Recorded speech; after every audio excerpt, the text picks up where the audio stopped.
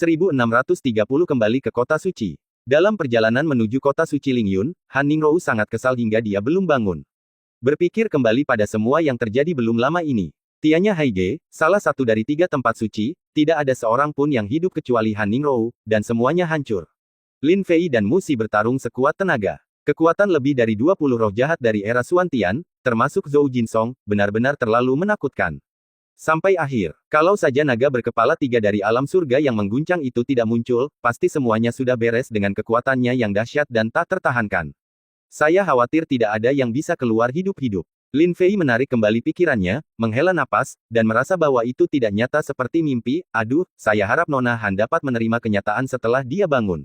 Jalannya sangat kejam, menghadapi perpisahan antara hidup dan mati. Seringkali, Anda tidak dapat menolak untuk menerima sesuatu hanya karena Anda menginginkannya. Mu Xi melirik Han Ningrou di pelukan Lin Fei. Meskipun dia menunjukkan simpati, dia segera kembali normal dan berkata, "Senior, Anda terdengar sangat kejam. Saya punya pertanyaan untuk Anda." Lin Fei teringat sesuatu dan berkata, "Apa masalahnya?" Mu Xi curiga. "Meskipun aku koma beberapa waktu lalu, aku masih samar-samar tahu apa yang sebenarnya terjadi. Saat itu, kamu sudah terluka parah, dan Zhou Jinsong memintamu untuk meninggalkan kami dan melarikan diri. Mengapa kamu tidak setuju?" Lin Fei menatap lurus ke arahnya dan bertanya, bukankah ini sudah jelas? Karena aku cukup setia." Tatapan mata Mu Xi agak mengelak. "Tapi tadi kamu bilang Dao itu kejam, dan sekarang kamu bicara soal kesetiaan.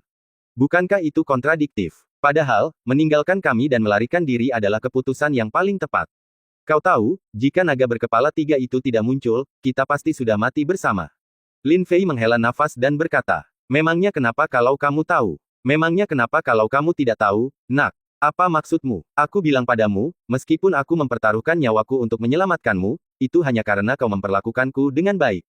Jangan bersikap seolah kau begitu tersentuh dan tergila-gila. Aku tidak memintamu untuk berjanji padaku, jadi jangan manfaatkan aku."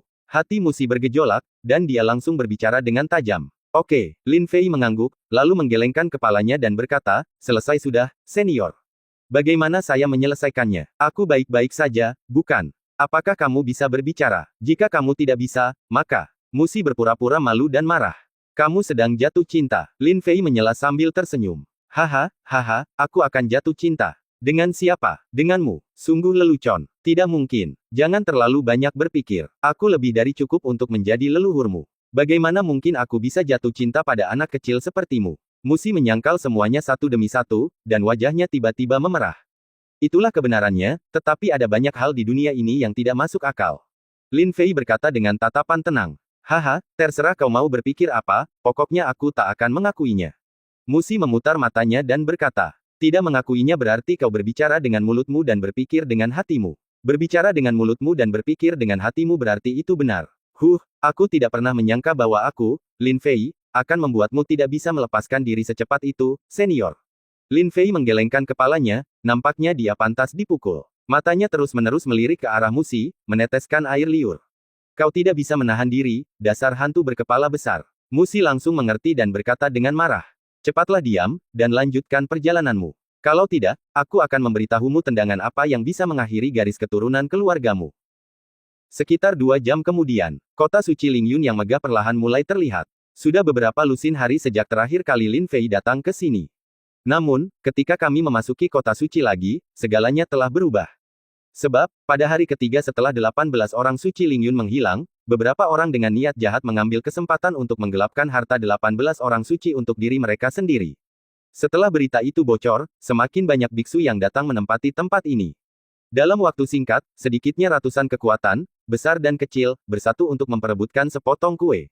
Perubahan yang paling kentara adalah patung besar 18 orang suci yang berdiri di tengah kota suci.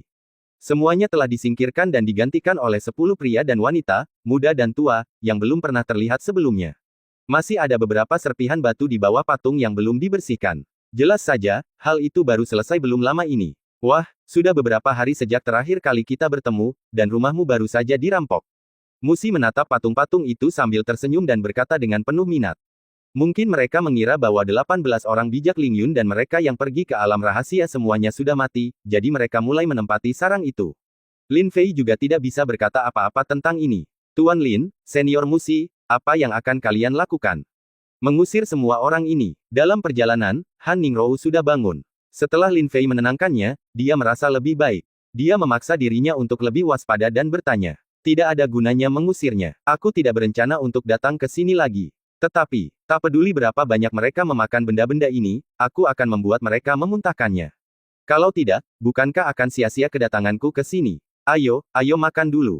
Kalau sudah kenyang, kita akan punya lebih banyak tenaga untuk bertarung. Musi melirik dan melihat sebuah restoran yang sangat mewah, yang sebelumnya dikelola atas namanya, tetapi papan namanya telah lama diganti.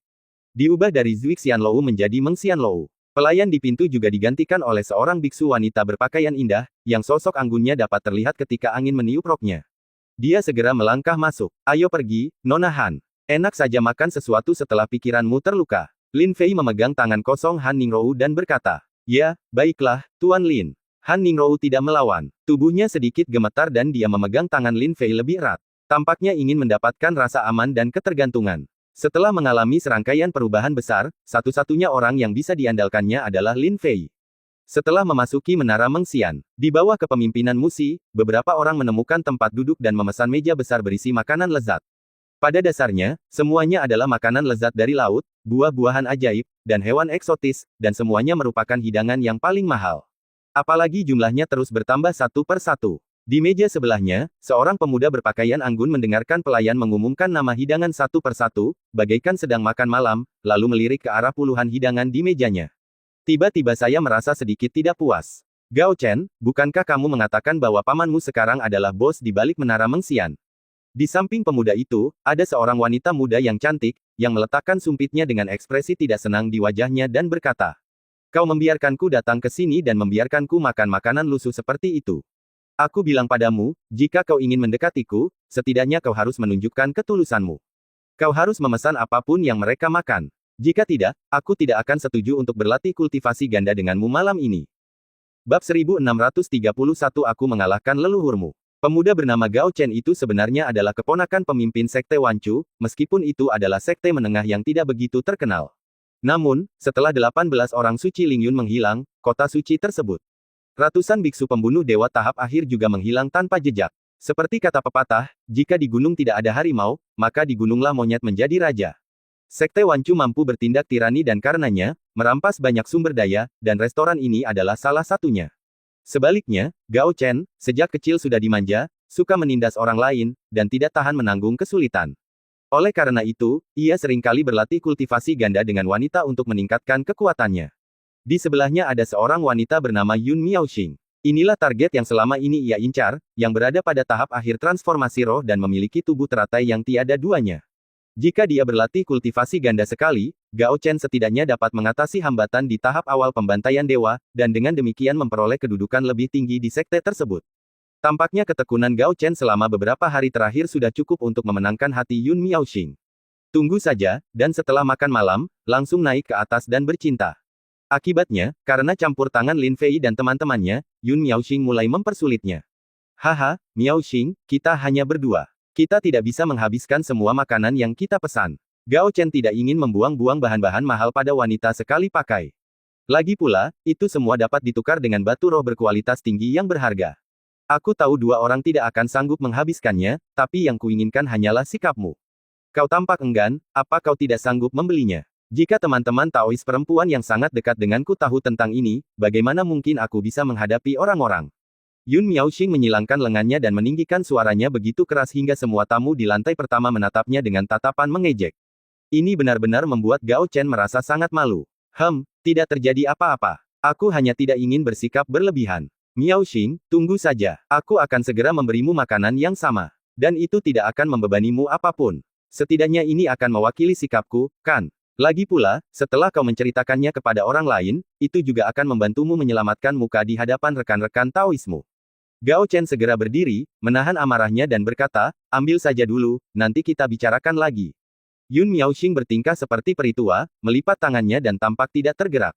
Jika bukan karena peningkatan kultivasiku, aku bahkan tidak mau menyentuh wanita sepertimu. Gao Chen dipenuhi amarah. Kemudian dia berjalan ke arah Lin Fei. Sepertinya dia ingin melampiaskan semua amarahnya kepada Lin Fei. Belum lagi karena Yun Miaoxing. Gao Chen sangat tidak puas dengan Lin Fei. Hanya berdasarkan fakta bahwa Han Ningrou dan Musi, yang duduk di sebelah Lin Fei, keduanya 100 kali lebih cantik daripada Yun Miaoxing. Terlebih lagi, tingkat kultivasi Lin Fei juga satu tingkat lebih rendah darinya. Di restoran pamannya lagi, Gao Chen akan melakukan apa saja untuk memaksa Lin Fei pergi dengan patuh, lalu membawa kedua wanita itu ke sakunya. Hei, nak, saat kau melewatiku tadi, senjata ajaibku yang sangat penting hilang. Kau pasti telah mencurinya. Bersikaplah cerdik dan serahkan padaku. Lalu dia membayar batu roh itu dan pergi. Aku tidak akan repot-repot denganmu. Kalau kau melakukannya, aku akan mematahkan kaki anjingmu sekarang juga. Gao Chen berjalan di belakang Lin Fei dan berkata dengan wajah muram. Senior Musi, apakah kamu mendengar seekor lalat berdengung? Lin Fei bahkan merasa sedikit geli dan sedikit bosan dengan bencana yang tak terduga ini. Saya mendengarnya. Itu adalah lalat bau berkepala hijau dengan napas busuk. Itu benar-benar menjijikkan. Musi bekerja sama dengan sangat baik, bahkan tidak meliriknya, mencubit hidungnya, dan berkata dengan ekspresi jijik.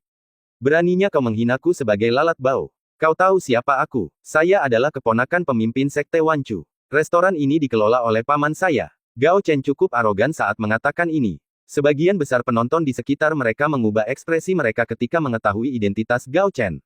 Mereka segera mengalihkan pandangan, berpura-pura tidak melihat apa-apa, karena takut mendapat masalah. Dan mereka juga menemukan jawabannya. Gao Chen telah mengarahkan pandangannya pada dua wanita cantik di sekitar Lin Fei. Dia mengklaim bahwa senjata ajaibnya telah hilang, yang sepenuhnya merupakan alasan untuk secara sengaja menargetkan Lin Fei. Oh, apa hubungannya dengan kita? Lin Fei menggaruk telinganya dan berkata dengan acuh tak acuh. Seseorang berbisik, anak ini dalam masalah. Dia sangat sombong di wilayah orang lain. Dia benar-benar gila. Jika itu aku harus membayar batu roh dengan patuh dan kemudian mengeluarkan senjata ajaib yang layak untuk meminta maaf. Kalau tidak, hidupku akan dalam bahaya. Siapa bilang itu tidak benar? Aduh, aku sudah menderita kerugian. Aku akan lebih berhati-hati di kehidupan selanjutnya. Semua kultivator di ladang merasa bahwa Lin Fei akan mengalami nasib menyedihkan. Aduh, alangkah hebatnya jika orang yang berlatih kultivasi ganda denganku adalah dia. Bahkan Yun Miaoxing, yang duduk di meja sebelah, menjadi cerah setelah melihat wajah Lin Fei dengan jelas, dan kemudian dia mendesah dalam hati bahwa itu sungguh disayangkan. Kau akan segera tahu apakah ini ada hubungannya denganmu atau tidak. Seseorang, cari anak ini untuk melihat apakah dia punya cukup batu roh. Jika kamu tidak dapat menemukannya, maka dia hanya mencoba makan makanan gratis. Seret dia keluar, potong-potong, dan berikan dia pada anjing. Pada saat yang sama, Gao Chen marah dengan sikap Lin Fei yang sangat menghina, dan dia berteriak. Desir. Setelah beberapa saat, dua orang kultivator spiritual tahap akhir yang bersembunyi dalam kegelapan dan ahli dalam menangani para pembuat onar muncul. Kemudian, dia berbicara kepada Lin Fei secara terus terang. Nak, kau masih punya satu kesempatan lagi. Serahkan senjata ajaib yang hilang dari Tuan Gao dan bawalah batu roh yang cukup. Jika tidak, akhir hidupmu akan sangat menyedihkan, sangat menyedihkan. Arti kata tersebut adalah penuh dengan amal soleh. Sayangnya, saya tidak berpikir begitu. Lin Fei menggelengkan kepalanya dengan geli, lalu dia tidak bergerak. Dengan dua kali ledakan, dua budak anjing yang baru saja melompat keluar untuk memberikan dukungan dipukuli dan menghancurkan pagar, serta terlempar mundur. Wajah Gao Chen tiba-tiba menjadi gelap, dan dia melihat sekeliling dengan panik dan berteriak, siapa yang menyerang kita secara diam-diam? Ledakan. Lin Fei berdiri dan menamparkan wajah Gao Chen, merontokkan lebih dari selusin gigi. Kemudian dia menginjak kepalanya dan berkata dengan ringan. Bodoh, akulah yang mengalahkanmu. Keluarlah sekarang dan jangan ganggu kami makan, atau aku akan menghancurkan kepalamu dengan kakiku. Desir. Semua orang di lapangan gempar. Bab 1632 berlututlah. Meskipun anak ini tidak terlihat begitu kuat, aku tidak menyangka kemampuan bertarungnya begitu mengesankan. Pemuda ini jelas lebih kuat darinya. Saya benar-benar diinjak-injak tanpa ada perlawanan. Sayangnya, kekuatannya hanya sedikit lebih kuat. Paman pemuda ini adalah seorang kultivator pembunuh dewa tahap akhir yang sejati. Begitu orang tersebut merasa khawatir. Anak ini melakukan sesuatu yang memalukan, tapi dia bahkan tidak meninggalkan garpu tulang. Lin Fei menutup telinga terhadap diskusi orang-orang yang hadir. Musi membawanya ke sini untuk makan, dengan maksud untuk membuat masalah, jadi semakin besar semakin baik. Wah, beraninya kau mengancamku. Aku katakan padamu, kau akan mati hari ini, bahkan jika. Adapun Gao Chen, dia jelas telah membuat janji besar di depan Yun Miaoxing. Sekarang, dia tidak hanya gagal mencapai tujuannya, tetapi dia juga diancam oleh Lin Fei, yang menginjaknya di depan semua orang. Hal ini sungguh membuatnya malu dan marah sekali, lalu ia mengancam dengan menggertakkan gigi. Saya benar-benar tidak mengerti apa yang dikatakan orang-orang. Bang, Lin Fei mengerahkan tenaga dengan kakinya dan langsung menghancurkan kepala Gao Chen. Kemudian, dia menendangnya keluar dengan kecepatan cahaya. Lalu, dia duduk lagi seolah-olah tidak terjadi apa-apa.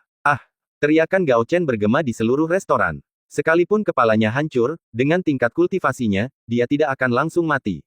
Anak ini, benar-benar gila, ayo cepat pergi dari sini agar tidak terlibat. Dia bahkan berani menginjak kepala keponakan pemimpin Sekte Wanchu di depan umum.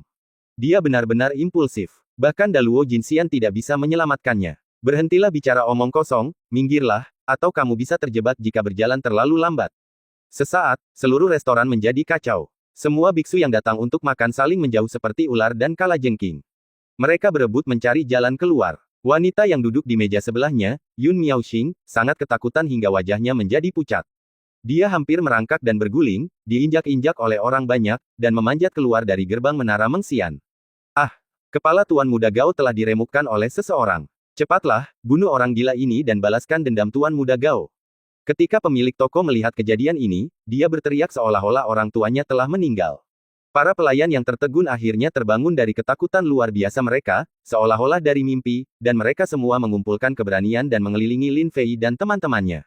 Pada saat yang sama, desir, desir, desir. Beberapa biksu pemurnian roh tahap akhir yang duduk dalam kegelapan juga merasa khawatir, dan muncul ke segala arah dengan niat membunuh di wajah mereka. Berani sekali kau menyerang keponakan ketua sekte. Cepatlah serahkan dirimu, aku akan mengampuni rasa sakit jasmaniahmu dan membiarkanmu mati dengan cepat. Di antara mereka, seorang kultivator tua yang berada di tahap awal pembantaian dewa begitu marah hingga dia berteriak dan berjalan mendekati Lin Fei, menunjuk hidungnya dan mengumpat. Haha, kalian semua idiot, apa hak kalian untuk mengatakan hal ini kepadaku? Lin Fei mencibir, bersikaplah cerdas, cepat keluar dari sini, bawa makanan ke sini, dan jangan mempengaruhi suasana hatiku. Jika tidak, semua orang akan berada dalam bahaya. Perkataan yang sombong itu tentu saja membangkitkan amarah para pendeta tersebut. Mari kita lihat seberapa sombongnya dirimu, beraninya kamu berbicara seperti itu. Orang tua itu, yang masih dalam tahap awal pembantaian dewa, berteriak keras dan menyerang secara tiba-tiba, yang setiap gerakannya berakibat fatal. Ledakan. Meski tubuhnya terlihat tua, dia mengeluarkan kekuatan bertarung yang hebat, dan tinjunya terbang melintasi langit, mengarah langsung ke titik vital Lin Fei. Biar aku saja. Tepat saat Lin Fei hendak mengambil tindakan, Musi sedikit tidak sabaran, dan dengan pelan menjentikkan jarinya, menyebabkan lelaki tua di tahap awal pembunuh dewa itu meledak di tempat, berubah menjadi bola kabut darah. Mendesis. Semua orang di lapangan terkesiap lagi dan tiba-tiba terdiam. Begitu senyapnya, bahkan suara jarum jatuh pun bisa terdengar. Orang-orang ini tahu betul betapa kuatnya orang tua itu, tetapi dia dibunuh oleh Musi hanya dengan satu jari. Ini sungguh luar biasa. Satu-satunya kemungkinan adalah kekuatannya setidaknya berada di puncak tahap akhir pembunuh dewa. Cepatlah, cepatlah sajikan makanannya. Jangan ganggu rekan-rekan Taois ini untuk makan. Semuanya, segera mundur. Seseorang melompat keluar dan memberi perintah sambil menekan rasa takutnya. Siapapun yang jeli dapat melihat bahwa situasi saat ini tidak lagi dapat mereka tangani. Seketika, semua orang mundur dengan patuh. Namun, diam-diam, ada orang yang berbisik-bisik, cepat undang ketua sekte dan para tetua ke sini, kalau tidak, bisa terjadi bencana. Benar sekali. Selama beberapa orang ini tidak pergi, kita bisa menunggu sampai ketua sekte dan yang lainnya tiba. Mereka pasti mati, tidak ada gunanya kita berkorban sia-sia. Kata-kata ini, tentu saja, hal itu tidak luput dari telinga Lin Fei, Musi dan yang lainnya. Padahal, situasi semacam itu sudah bisa diantisipasi ketika hidangan yang amat mewah itu diantarkan kepada kami oleh pelayan yang gemetar. Beberapa orang masih tampak normal. Nikmati makanan lezat dengan tenang. Apakah kalian yang melukai keponakan pemimpin sekteku dan membunuh salah satu tetuaku? Sesaat kemudian, sekelompok orang menyerbu dengan marah. Pemimpin sekte itu memasang ekspresi tegas di wajahnya dan melepaskan aura pembunuh dewa puncak dengan seluruh kekuatannya, lalu berteriak. Ada sekitar selusin orang yang mengikuti di belakang. Di antara mereka, hanya lebih dari setengahnya yang telah mencapai tahap awal pembantaian dewa, dan sisanya berada pada tahap akhir pemurnian dewa. Meskipun ini tidak cukup mengesankan, ini sudah menjadi fondasi sekte berukuran sedang. Ya, aku sedang makan sekarang dan aku sedang tidak berminat untuk memperhatikanmu saat ini. Berlututlah. Setelah aku selesai makan, kau boleh mati. Musi berkata dengan ringan. Implikasinya adalah bahwa ia tidak dianggap serius, seolah-olah ia seekor lalat. Kau mencari kematian. Bunuh penyihir ini dan potong-potong dia. Pemimpin sekte Wanchu bahkan tidak memikirkan mengapa gadis di depannya membuat masalah di sini. Akan tetapi, hanya berdasarkan kalimat ini, dia pada dasarnya dijatuhi hukuman mati, dan dia berteriak dengan marah. Paman, anak itu harus dipotong-potong. Kalau tidak, aku tidak akan bisa melampiaskan kebencianku. Di pintu, Gao Chen, yang tubuhnya berlumuran darah, merangkak masuk dan berbicara dengan suara ganas. Jangan khawatir, keponakan. Pamanmu pasti akan memuaskanmu. Gao Chen berteriak lagi dan segera mengirim 2 orang untuk menyerang Lin Fei. Apakah Anda harus mengganggu acara makan kita? Kamu benar-benar tidak punya akal sehat. Lin Fei sedikit mengernyit, mengambil sepasang sumpit gading giok putih dan melemparkannya keluar. Serangkaian teriakan terdengar, dan para tetua di bawah tingkat pemurnian roh langsung tertusuk di dantian. Mereka tidak dapat mengerahkan kekuatan spiritual apapun dan jatuh ke tanah dalam penderitaan. Ledakan, Musi bahkan lebih sederhana dan lebih langsung. Dia melancarkan pukulan dengan cahaya yang luar biasa, menghajar beberapa tetua di tahap awal pembantaian dewa yang telah mengepungnya hingga berkeping-keping. Berlututlah. Tangisan halus lainnya. Ketika pemimpin Sekte Wancu sedang marah, dia tiba-tiba merasa kakinya lemas dan benar-benar tak terkendali. Dia berlutut dengan bunyi klik. Bahkan tanah berlian keras berusia ribuan tahun pun retak menjadi retakan menyerupai jaring laba-laba. Kamu, siapa kamu? Akhirnya, pemimpin Sekte Wancu, dengan keringat dingin di dahinya, berbicara dengan sangat panik. Bab 1633 Ketakutan Setengah Mati. Meskipun mustahil untuk mengenali identitas pria dan wanita yang menakutkan itu, setidaknya satu hal yang pasti, akan mudah bagi gadis itu untuk membunuhnya. Bahkan bagi pemuda ini, akan mudah untuk mengakhiri hidupnya. Meskipun wanita dengan ekspresi tertekan di ujung belum bergerak, tetapi mengingat situasi saat ini, tidak perlu berspekulasi mengenai kekuatannya. Kamu tidak layak mengetahui identitasku. Namun, karena Anda telah menempati restoran saya, pasti ada sebab dan akibat. Saya ingin Anda memahaminya dengan jelas. Aku adalah Cicada Sein. Apakah kau mengerti? Musi tidak pernah menatap langsung ke arah pemimpin Sekte Wancu dari awal hingga akhir. Pada saat ini, dia perlahan-lahan memasukkan sesuap makanan ke dalam mulutnya dan berkata dengan ringan. Nyatanya, kalau tidak ada hubungannya dengan dia, dia tidak akan pernah mengambil tindakan apapun dari awal sampai akhir. Lin Fei akan menanganinya sendiri. Apa, kau adalah Sang Santo Jangkrik. Mata pemimpin Sekte Wancu tiba-tiba terbelalak saat dia mengingat semua rumor tentang Santo Jangkrik.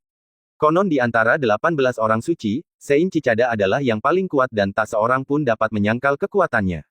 Konon pula, dengan 18 transformasi Golden Cicada, seseorang dapat memperoleh kembali kemudahan setiap kali ia berhasil meningkatkan kemampuannya. Konon, 18 orang suci membawa banyak pendeta ke alam rahasia, tetapi tidak pernah kembali. Namun sekarang, Musi duduk di depannya. Sebelum pergi ke alam rahasia, Musi sendiri dapat mengalahkan seluruh kota suci Lingyun. Sekarang, dia bahkan mungkin menerobos alam Mahayana yang legendaris. Namun, dia sendiri, tanpa mengetahui akibatnya, menduduki tanah milik Musi. Memikirkan hal ini, pemimpin Sekte Wancu akhirnya mengerti mengapa Musi membawa orang ke restoran untuk menimbulkan masalah. Senior, tolong ampuni nyawaku. Aku sangat buta. Sang Santo Jangkrik telah datang, dan aku masih. Hehe, Pemimpin Sekte Wancu tahu bahwa dirinya tengah berada dalam masalah besar, dia pun bersujud dan memohon belas kasihan dengan penuh ketakutan. Ketakutan yang hebat itu bagaikan tangan raksasa yang tak terlihat. Sungguh dahsyat, bagaikan tsunami, yang terus-menerus menyapu pikiran dan hatinya. Setelah beberapa kali memohon belas kasihan, ia begitu ketakutan hingga jiwanya tercerai-berai dan ia ketakutan setengah mati. Tidak. Para senior, mohon bermurah hati dan ampuni nyawaku. Aku tidak akan pernah berani menyinggung kalian berdua lagi. Aku ketakutan setengah mati saat melihat pamanku. Gao Chen sangat ketakutan sehingga dia tidak lagi memiliki harapan untuk beruntung. Terlepas dari luka-lukanya, dia terus bersujud. Bawa dia keluar dan tangani dia. Dia mengganggu pemandangan. Lin Fei melambaikan tangannya dengan nada meremehkan. Para penyintas di lapangan tidak berani menentang perintah itu setelah mendengarnya, dan menyeret Gao Chen yang masih memohon belas kasihan keluar. Semuanya, segera tinggalkan tempat ini dan jangan ganggu Chan Seng dan kedua temannya yang sedang makan malam. Juga, segera beritahu sisa-sisa Sekte Wancu. Bersikaplah cerdas dan serahkan semua yang telah menguasai Cicada Sein tanpa kehilangan satu sen pun, atau kau akan mati. Penjaga toko itu adalah seorang antek yang sangat terampil. Pada saat itu, dia berteriak sekeras-kerasnya. Menabrak. Para penyintas, betapapun parahnya luka yang mereka alami, segera menanggungnya, meninggalkan restoran, dan mulai menangani masalah ini.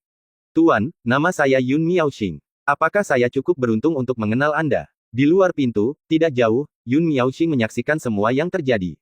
Dia segera merasa bahwa Lin Fei adalah orang yang bisa diandalkan, jadi dia memberanikan diri, berjalan masuk sambil tersenyum dan berkata, pergi sana, aku nggak tertarik gali duit buat cewek. Lin Fei berkata terus terang. Tuan, saya tidak tertarik. Saya hanya ingin mengenal Anda. Wajah Yun Miaoxing menjadi gelap, lalu dia memaksakan senyum. Tetapi saya tidak ingin mengenalmu, dan kamu tidak memiliki kualifikasi untuk itu. Lin Fei berkata tanpa meliriknya. Tak berdaya, Yun Miaoxing hanya bisa menelan rasa malu dan amarahnya dan berbalik untuk meninggalkan restoran. Segera, berita mengenai kembalinya Santo Jangkrik menyebar ke seluruh kota suci Lingyun. Pada saat ini, seluruh kota suci sedang kacau balau. Sekte-sekte yang berhasil menduduki sumber daya di kota suci semuanya menjadi panik. Ini mengerikan. Sein Cicada yang paling kuat belum mati. Sekarang, kau harus memuntahkan semua yang kau makan. Kau bahkan mungkin harus membayar kompensasi tambahan. Kalau tidak, Sang Santo Jangkrik pasti tidak senang. Ini adalah suara beberapa sekte yang menduduki industri muksi. Namun, totalnya ada 18 properti di seluruh kota suci, dan sekte-sekte menempati 17 properti suci yang tersisa. Namun mereka memiliki ide yang berbeda. Ada begitu banyak barang di seluruh kota suci. Bahkan jika kita menggelapkan beberapa barang dan tidak menyerahkannya, kita tidak akan ketahuan. Jika tidak, banyak orang akan hilang dengan sia-sia. Jika pada akhirnya Anda tidak dapat menyentuh apapun, bukankah itu merupakan kerugian besar? Beberapa orang bahkan lebih berani dan segera memerintahkan semua tetua dan murid untuk membawa barang-barang berharga mereka dan meninggalkan kota suci secara terpisah. Asal kau tidak tertangkap oleh Cicada Sein dan berhasil membawa barang-barang itu kembali ke sekte, itu akan menjadi pencapaian yang luar biasa. Faktanya, tidak sedikit orang yang memiliki pemikiran seperti itu, dan mereka telah mengambil tindakan. Seluruh kota suci kembali dilanda kekacauan. Di dalam restoran, Lin Fei, Mu Si dan yang lainnya masih duduk dengan tenang, menikmati makanan mereka.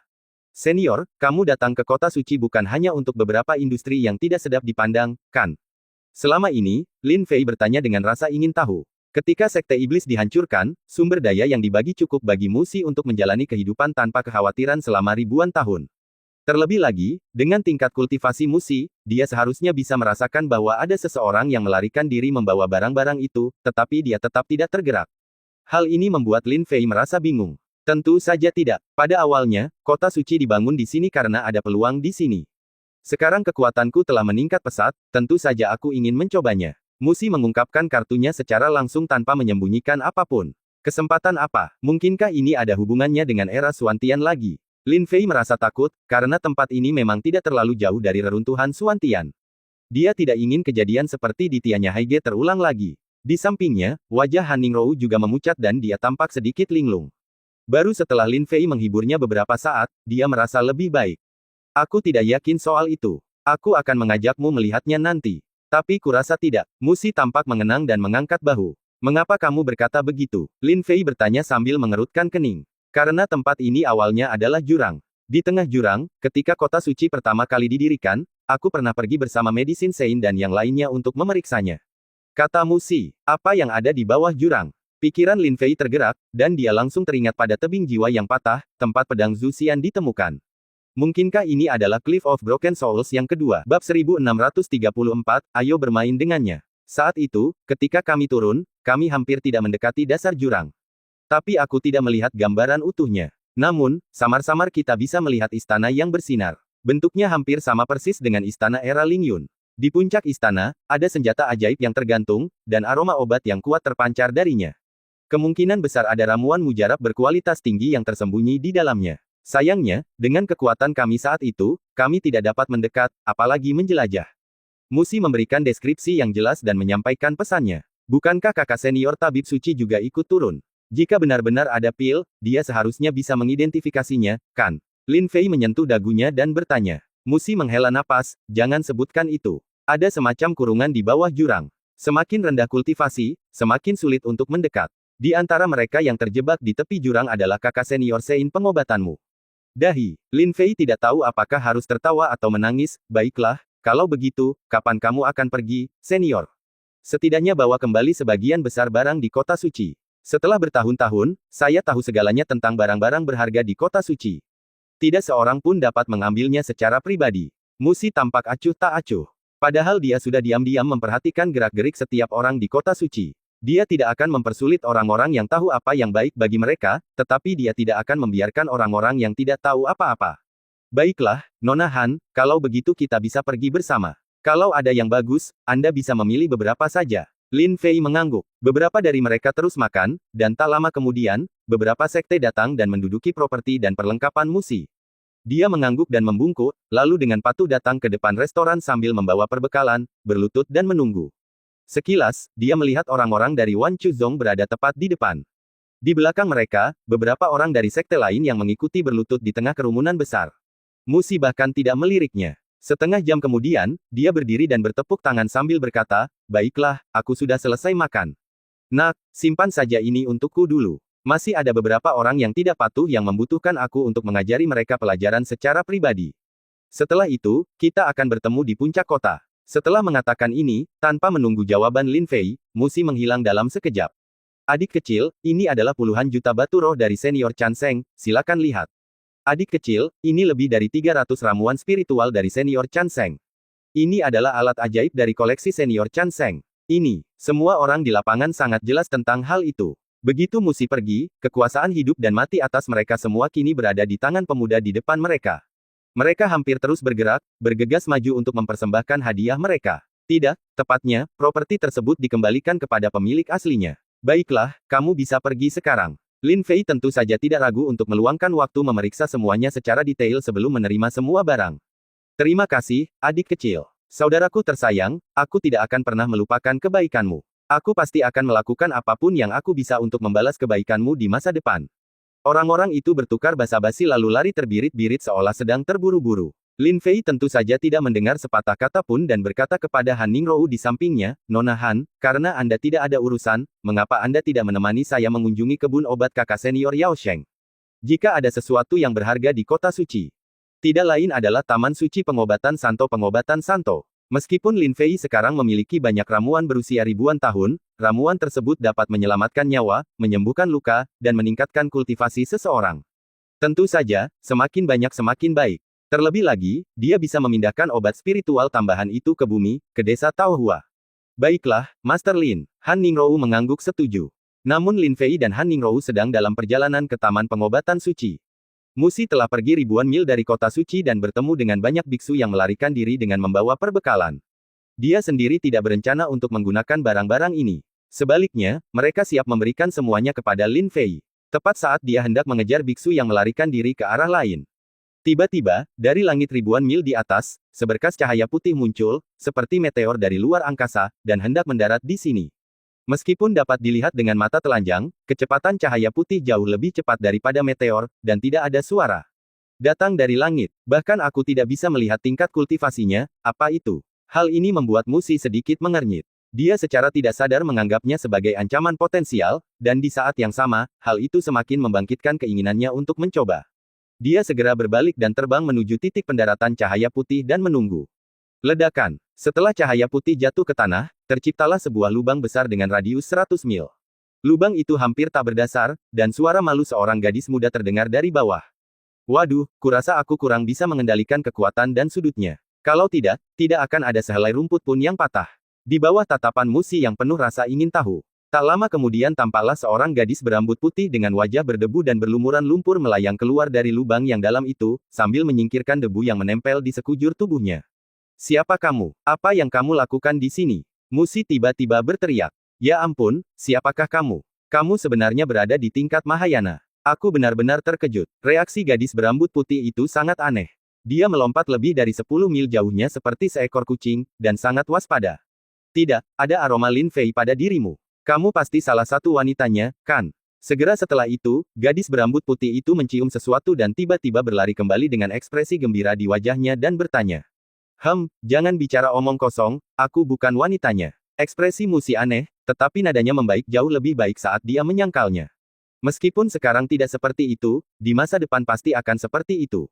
"Jangan berpura-pura. Aku tahu betul bagaimana pria itu mengejar wanita. Bahkan jika Ibu Suri Surga turun ke bumi, dia tetap akan jatuh cinta padanya setelah sekian lama." Gadis berambut putih itu sama sekali tidak merasa ragu. Dia mengalihkan topik pembicaraan dan bertanya, "Karena kamu mengenalnya, kamu pasti tahu di mana dia berada, kan? Kemampuan berhitungku hanya akurat dalam jarak 2000 mil. Cepat beritahu aku agar aku bisa bersenang-senang dengannya." Musi menjadi waspada dan tanpa sadar bertanya, "Apa yang sedang kamu mainkan?" "Tentu saja aku hanya menggodanya. Tidak, maksudku adalah kultivasiku sebelumnya rendah dan aku disiksa dengan sangat kejam olehnya. Sekarang, aku tidak lagi sama seperti sebelumnya. Tentu saja aku harus mencari kesempatan untuk melampiaskan kemarahanku." Gadis berambut putih itu adalah Bai Hu Xiaoyu. Dia mengepalkan tinjunya dan memamerkan giginya. "Oh, jadi begitulah adanya. Baiklah, silakan. Dia ada di kota itu yang jaraknya ribuan mil jauhnya. Asalkan kamu tidak membuatnya lumpuh, aku tidak keberatan." Ketika Musi mendengar ini, sudut mulutnya tiba-tiba terangkat, dan dia berkata dengan sedikit sombong. Meskipun dia belum bertarung dengan gadis berambut putih itu, intuisinya mengatakan kepadanya bahwa dia pasti lawan yang kuat. Setidaknya berurusan dengan Lin Fei tidak akan menjadi masalah. Baiklah, terima kasih kakak, aku akan segera berangkat. Xiao Yu berteriak kegirangan, lalu menghilang dalam sekejap. Bab 1635 Xiao Yu yang tidak masuk akal. Apakah kamu begitu tidak sabaran? Melihat gadis berambut putih itu, yang menghilang dari pandangan hampir dalam sekejap mata, Musi juga sedikit terkejut. Dia menjadi sedikit penasaran tentang bagaimana Lin Fei menyiksanya di masa lalu. Saya berharap setelah saya kembali, Lin Fei masih bisa pergi bersama saya untuk menjelajahi harta karun rahasia di jurang. Namun, selama gadis berambut putih ini bisa diandalkan, sama saja jika saya mengajaknya.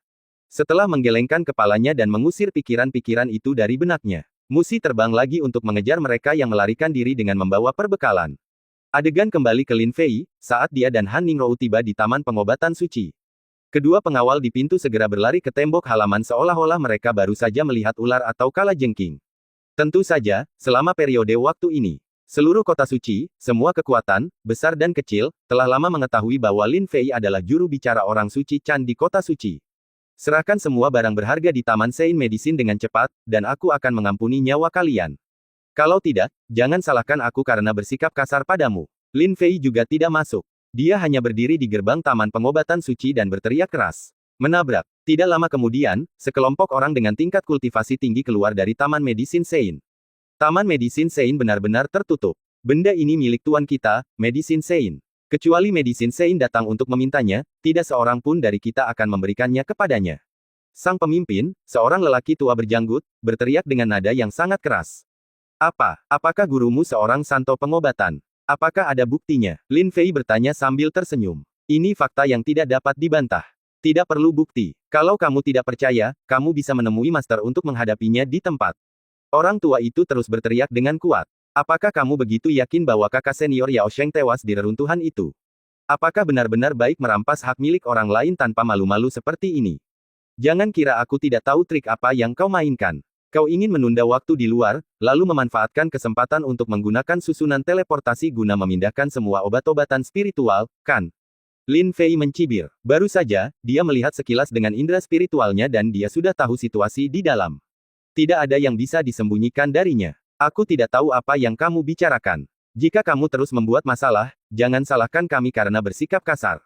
Raut wajah lelaki tua itu berubah drastis, lalu dia mendengus marah.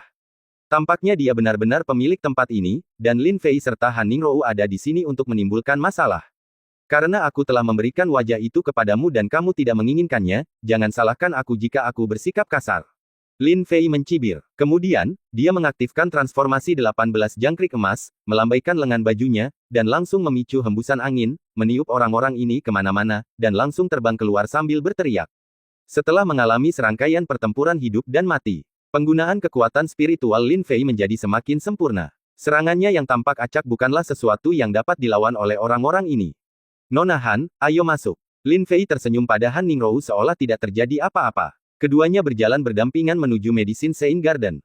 Setengah jam kemudian, Lin Fei memperoleh panen besar dan meninggalkan Taman Obat Suci bersama Han Ningrou. Sedangkan untuk Taman Medicine Sein, ada kesedihan yang meluas. Meskipun Lin Fei merebut kembali semua ramuan dan batu spiritual dari Sein Pengobatan, dia tidak membunuh orang-orang ini. Bagaimanapun, kekuatan mereka terlalu rendah untuk mengancam Lin Fei.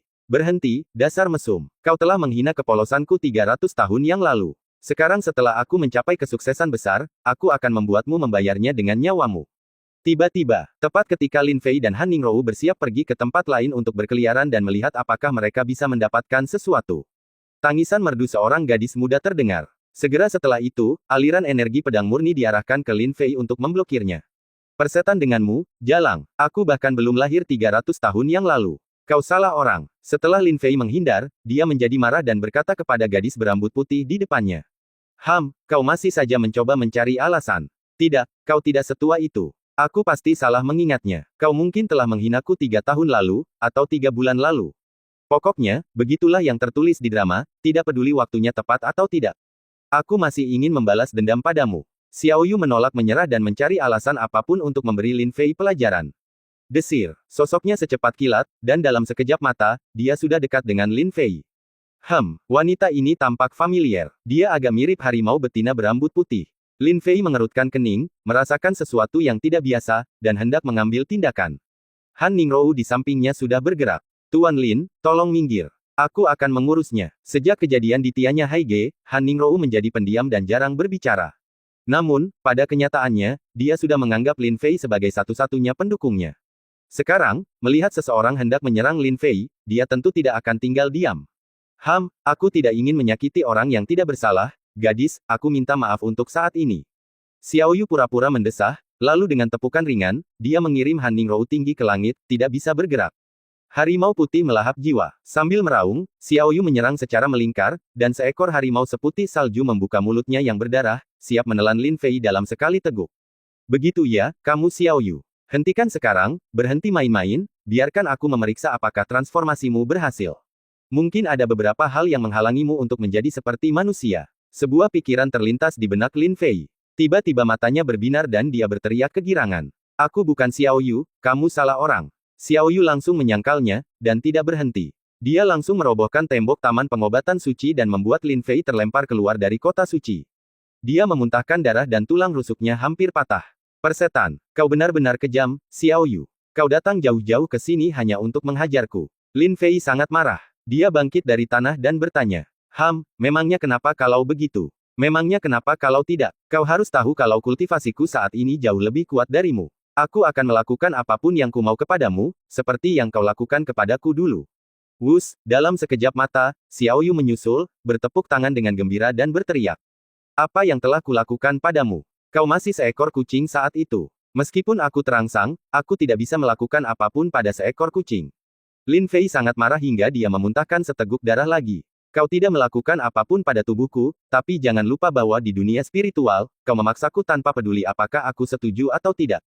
Xiao Yu menambahkan bahan bakar ke dalam api. Benarkah itu? Lin Fei berpikir dengan hati-hati tetapi tidak dapat mengingat rinciannya. Jangan khawatir, yang perlu kamu tahu, aku pasti akan menghancurkanmu hari ini. Xiao Yu tidak memberi Lin Fei kesempatan untuk membantah, dan menerkamnya lagi. Ambil bab 1636 giliranku tampil. Swiss, Xiao Yu sangat cepat, dan serangannya tidak lembut atau berat. Lin Fei tidak punya pilihan selain menggunakan teknik rahasianya untuk meningkatkan kultivasinya untuk melawan.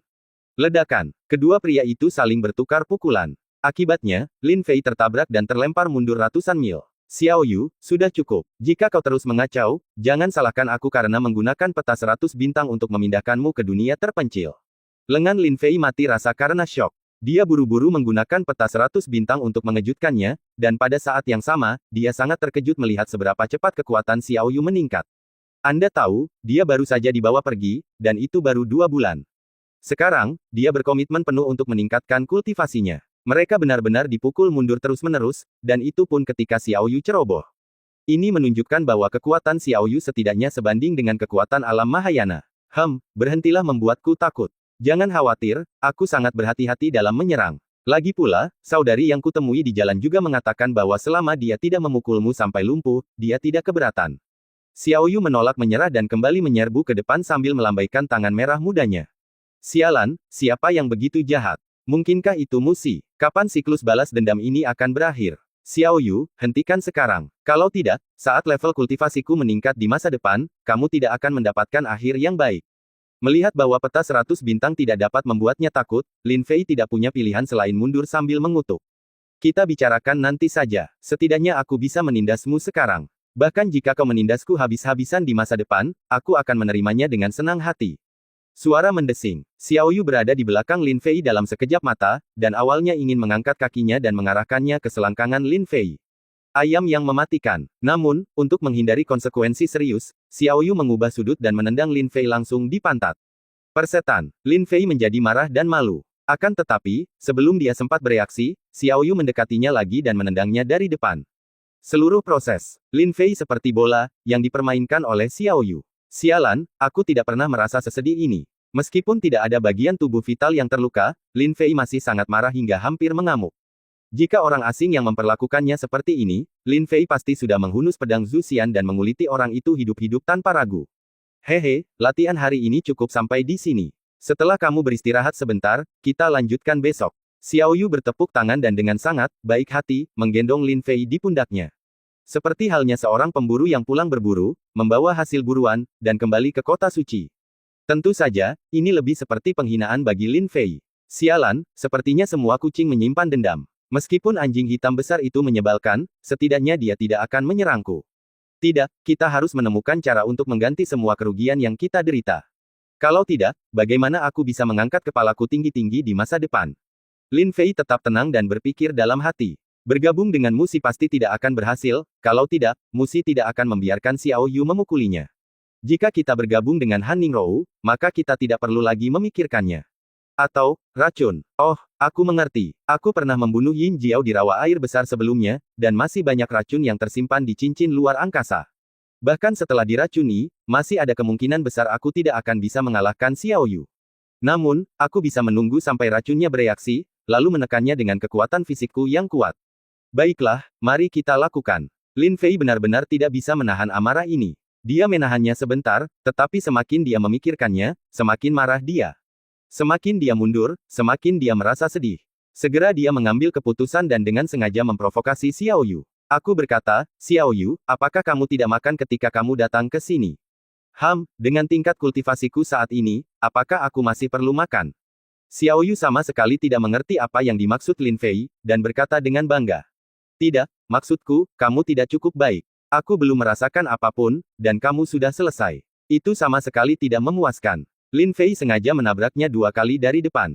Sepasang tangan besar juga merangkak ke tempat-tempat yang tidak boleh disentuh. Aku benar-benar tidak menyadari bahwa kamu seorang masokis. Baiklah, sangat bagus. Karena kamu ingin dipukul, tidak ada alasan bagiku untuk tidak menurutimu. Seperti kata pepatah, Anda tidak dapat menyentuh pantat harimau. Xiao Yu benar-benar kesal, dan melemparkan Lin Fei ke atas, menendangnya seperti bola lagi. Mungkin dia tidak ingin menghancurkan kota suci. Jadi, Xiao Yu terus menendang dan secara bertahap pergi ke tempat yang jarang penduduknya. Tunggu sebentar lagi. Tempat ini terlalu dekat dengan kota suci dan kita akan mudah ditemukan. Sebaiknya kita lari ke tempat yang lebih sepi. Selama periode ini, Lin Fei melindunginya dengan seluruh kekuatannya, dan keterampilannya akan segera digunakan. Setelah menghitung jaraknya tanpa suara, akhirnya Xiao Yu yang tidak sadar dengan gembira menendangnya ke sebuah bukit tandus yang panjang.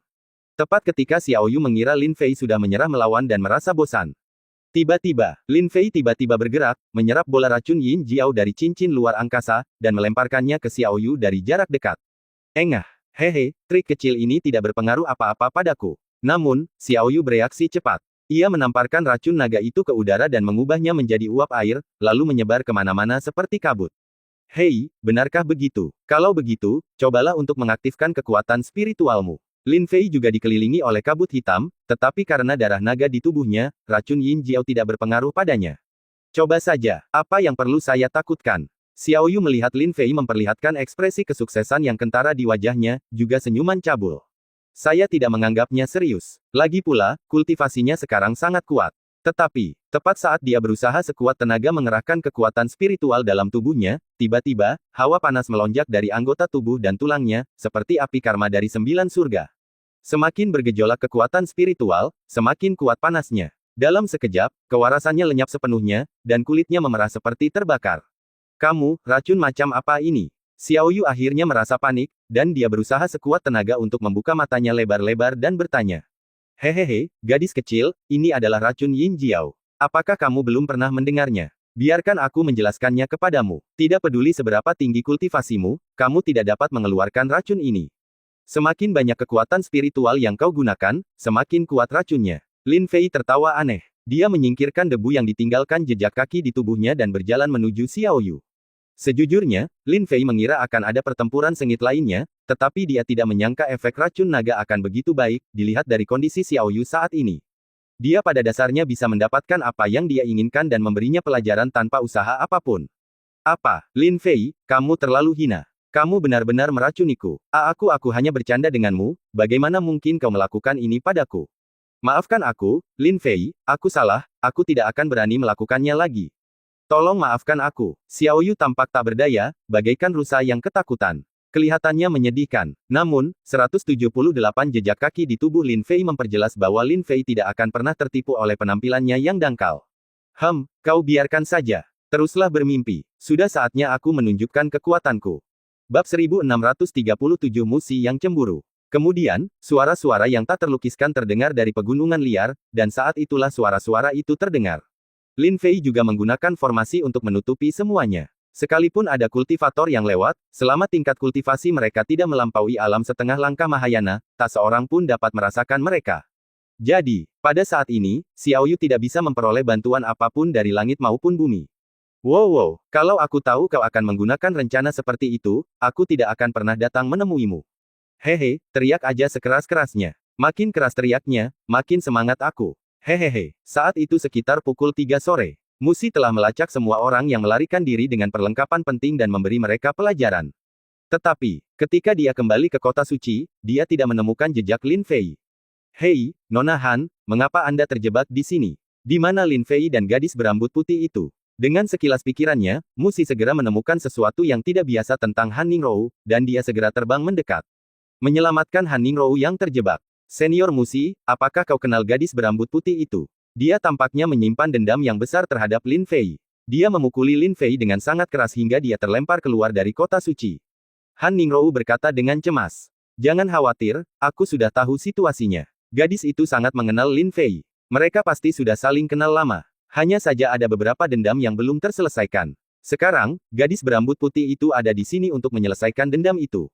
Setelah mendengar ini, Musi berkata dengan menyesal. Tampaknya dia merasa sayang karena tidak dapat melihatnya dengan mata kepalanya sendiri. Tapi, kurasa dia memukul mereka dengan keras. Mereka berdua belum kembali. Bukankah sebaiknya kita pergi memeriksa mereka? Han Ningrou berkata dengan khawatir. Tidak, sama sekali tidak. Dia hanya bercanda dengan Lin Fei. Kalau sudah selesai, mereka pasti akan kembali. Kebetulan masih banyak harta benda di kota suci ini yang belum diambil alih. Ikutlah denganku dan mulai bekerja. Musi berjalan di depan tanpa ragu-ragu dan memimpin jalan. Senior Musi, apakah Lin Fei benar-benar akan baik-baik saja? Melihat ini, Han Ningrou merasa tidak pantas meninggalkan Musi sendirian dan pergi mencari Lin Fei, jadi dia harus mengikutinya dan bertanya dengan gugup.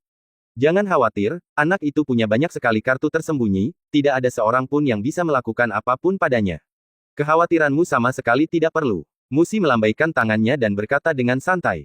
Meskipun dia mengatakan tidak khawatir, Musi tetap khawatir tentang Lin Fei. Dia juga takut Lin Fei akan dipukuli oleh gadis berambut putih itu tanpa mengetahui cara mengendalikan kekuatannya dan terluka. Segera, tanpa menunggu persetujuan Han Ningrou, dia bicara lagi, bagaimana kalau begini, 2 jam lagi, saat hari sudah benar-benar gelap. Jika mereka belum kembali, aku akan mengajakmu mencarinya. Baiklah, terima kasih banyak, senior. Han Ningrou menyetujui dengan enggan. Mengikuti Musi untuk mengumpulkan perbekalan di kota suci, seluruh proses tidak memerlukan usaha apapun. Tinggal menunggu seseorang berlutut dan menyerahkan harta benda dan perbekalan yang telah mereka telan seluruhnya. Terlebih lagi, dia tampak ketakutan dan tidak berani mengeluh sama sekali. 2 jam kemudian, Han Ningrou tidak lagi ingat berapa banyak senjata sihir luar angkasa yang telah diterimanya. Perkiraan kasarnya adalah ada sedikitnya 500 atau lebih. Senior, tolong simpan senjata ajaib luar angkasa ini. Ada begitu banyak perlengkapan di dalamnya. Jika aku kehilangannya, aku tidak akan bisa menggantinya. Melihat hari mulai gelap, Han Ningrou menyimpan semua senjata ajaib luar angkasa, menyerahkannya kepada Musi, dan berkata. Melihat ekspresimu yang bersemangat, bisakah kau menahan diri dan pergi mencari bocah nakal Lin Fei itu? Musi menebak pikiran Han Ningrou dan bertanya. Yah, waktu yang disebutkan senior sudah hampir tiba. Aku khawatir Lin Fei akan benar-benar mendapat masalah, atau diculik oleh gadis berambut putih itu. Han Ningrou mengerutkan bibirnya dan berkata, baiklah, kalau begitu kita akan pergi bersama. Namun, sebaiknya kamu ambil barang-barangnya dulu. Kalau sudah bertemu dengan anak itu, berikan saja langsung kepadanya. Setelah Musi selesai berbicara, dia terbang bersama Han Ningrou. Dia pergi keluar kota suci untuk mencari jejak Lin Fei, dan kesadaran spiritualnya menyebar, meliputi area seluas hampir 10.000 mil. Meskipun Lin Fei telah menyiapkan formasi tersembunyi, dia masih tidak terlihat di bawah kesadaran ilahi Musi. Ketika Musi melihat pemandangan itu, ekspresinya menjadi sangat halus. Ada kecemburuan, kemarahan dan kesalahpahaman. Dia tidak dapat mengerti mengapa Xiao Yu memberinya kesan bahwa dia memiliki tingkat kultivasi yang tinggi, setidaknya setara dengannya, tetapi mengapa dia? Senior, apa yang kamu rasakan? Han Ningrou melihat wajahnya tampak aneh dan bertanya dengan cepat. Tidak apa-apa, anak itu tidak hanya aman, tetapi juga sangat bahagia. Jangan sampai kita mengganggunya, Musi berkata dengan wajah datar. Awalnya, Han Ningrou tidak mengerti, tetapi setelah beberapa saat, dia tiba-tiba menyadarinya dan berkata. Baiklah, mari kita kembali dan menunggu. Ya, mari kita kembali dan menunggu. Itulah yang kumaksud. Musi berkata dengan marah, emosinya jelas berfluktuasi. Setelah terbang kembali agak jauh, Musi yang tadinya tampak tidak senang, tiba-tiba mendengus marah dan segera berbalik kembali bersama Han Ningrou. Kenapa harus kembali? Kenapa dia harus bahagia di sini dan kita harus kembali dan menunggu? Nona Han, jika Anda pergi dengan saya, itu akan merusak rencananya. Juga, mulai sekarang, kamu tidak boleh memberikan barang-barang yang aku taruh di tempatmu tadi kepada bocah tak tahu malu itu tanpa izinku. Apakah kamu mengerti? Han Ningrou juga merasakan nada bicara Musi yang galak saat mendengarnya. Dia cemburu pada Lin Fei dan merasa lucu di dalam hatinya, tetapi dia tidak berani menentangnya, jadi dia segera setuju. Baiklah, selama itu perintah senior, aku tidak akan berani menentangnya. Baiklah, bagus. Saya pikir Anda penuh perhatian. Musi menghela napas panjang, dan ketika dia terbang kembali ke puncak gunung, dia melihat ke suatu tempat di lembah sambil menggertakkan gigi. Tangannya berderit dan alisnya bergetar. Senior, bukankah kamu baru saja mengatakan bahwa kita harus pergi dan merusak perbuatan baik Lin Fei? Han Ningrou bertanya bertentangan dengan keinginannya. Dia berpikir bahwa karena Lin Fei dipukuli habis-habisan oleh gadis berambut putih itu, sudah sepantasnya dia diberi pelajaran. Lupakan saja, aku tidak akan pergi untuk saat ini. Lagi pula, aku juga salah dalam hal ini.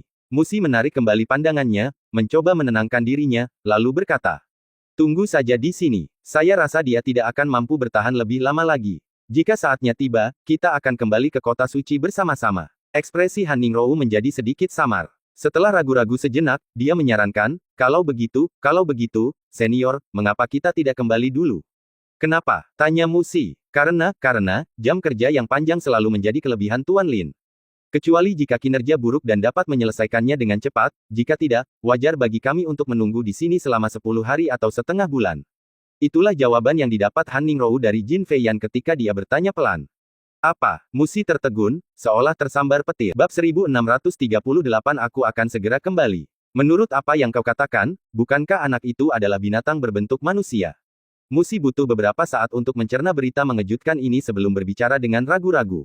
Namun, kalau dipikir-pikir lagi, saat mereka berdua sama-sama belajar bela diri dan berkomunikasi secara spiritual, sepertinya dialah orang pertama yang tak kuasa menahan diri dan memohon belas kasihan. Dia tidak tahu berapa lama Lin Fei bisa bertarung. Konon katanya begitu, tapi saya belum mencobanya untuk mengetahui situasi spesifiknya. Han Ningrou berkata dengan wajah tersipu. Pada paruh terakhir kalimat, suaranya semakin mengecil. Tidak, jika aku menunggu selama 10 hari atau setengah bulan, bunganya akan dingin, dan aku punya hal penting yang harus kulakukan. Musi tidak akan setuju. Seketika, ia berteriak ke arah pegunungan liar yang tak berujung, dasar bocah tak tahu malu, sudah cukup. Aku punya sesuatu yang penting untuk dilakukan. Jangan buang-buang waktu. Lin Fei secara alami mendengar suara Musi. Dia tertegun sejenak, lalu melirik Xiao Yu yang masih keracunan, lalu menjawab, senior, bukannya aku tidak ingin berhenti. Sebenarnya ini karena teman saya keracunan parah. Saya membantunya untuk detoksifikasi. Senior, tolong jangan salah paham dan menganggapku sebagai orang yang hina. Mendengar alasan Lin Fei, garis-garis hitam muncul di dahi halus Musi, dengan karaktermu, apakah kamu masih ingin aku salah paham? Katakan yang sebenarnya, racun apa yang diberikan pada temanmu? Dan siapa yang meracuninya? Aku juga tidak tahu. Saat aku menemukannya, dia sudah diracuni. Tapi jangan khawatir, senior. Setelah sekitar 3 hari, aku akan membersihkan racun dari tubuhnya sepenuhnya. Silakan, senior, bawa Nona Han kembali ke kota suci dan tunggu dengan sabar selama 3 hari. Setelah Lin Fei mengatakan ini, tidak ada gerakan sama sekali. Dada Musi yang penuh terus naik turun, dan kemarahan yang tak bernama membara di dalam hatinya. Dia berbisik, aku benar-benar ingin bergegas masuk dan memisahkan sepasang anjing dan jalang ini dengan paksa. Krek, tangannya yang merah muda mengeluarkan suara berderak saat dia mengepalkannya. Senior, tenanglah. 3 hari tidak terasa lama. Itu hanya sekejap mata saat bermeditasi. Han Ningrou menasihati dengan tergesa-gesa.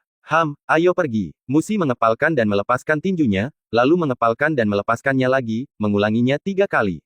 Akhirnya, dia memaksakan diri untuk menahannya, berbalik dan pergi. Tuan Lin, senior Musi telah kembali ke kota suci. Anda dapat tenang dan membantu teman Anda melakukan detoksifikasi. Aku akan pergi duluan dan menunggumu di kota suci. Han Ningrou berteriak ke arah pegunungan hijau yang tak berujung. Baiklah, Nona Han, saat aku kembali, aku akan memberimu beberapa helai bulu harimau putih untuk disimpan. Kali ini, Lin Fei menanggapi dengan senyuman. Apakah harimau putih punya bulu? Han Ningrou tertegun, dan kembali ke kota suci dengan kebingungan dan heran. Akibatnya, begitu tiba di kota suci itu, ia mendengar berbagai suara permohonan belas kasihan datang dari dalam kota suci itu, silih berganti. Santo-chan, ampuni kami. Kami sudah menyerahkan semua hasil penggelapan kami. Jika kau tidak percaya padaku, kau dapat menggunakan indera spiritualmu untuk menyelidikinya. Ya, Chan Seng, kamu sangat berkuasa, beraninya kami menyembunyikan barang-barangmu. Lagi pula, kamu sudah memeriksanya sekali sebelumnya, kenapa kamu berubah pikiran lagi? Ikuti dengan saksama. Itu suara Musi yang marah, aku sudah bilang iya, tapi kau masih berani membantah. Kalian semua, tekan kultivasi kalian dan berlututlah dengan jujur selama 3 hari 3 malam. Jika ada yang berani menipu atau bertindak licik, jangan salahkan aku karena bersikap kejam. Jelas sekali, kemarahan tidak hilang begitu saja tanpa alasan, ia hanya dialihkan dengan cara tertentu. Sayangnya, sekte-sekte besar maupun kecil yang sebelumnya menduduki aset 18 orang suci Lingyun kini menjadi tempat sial bagi Musi untuk melampiaskan amarahnya.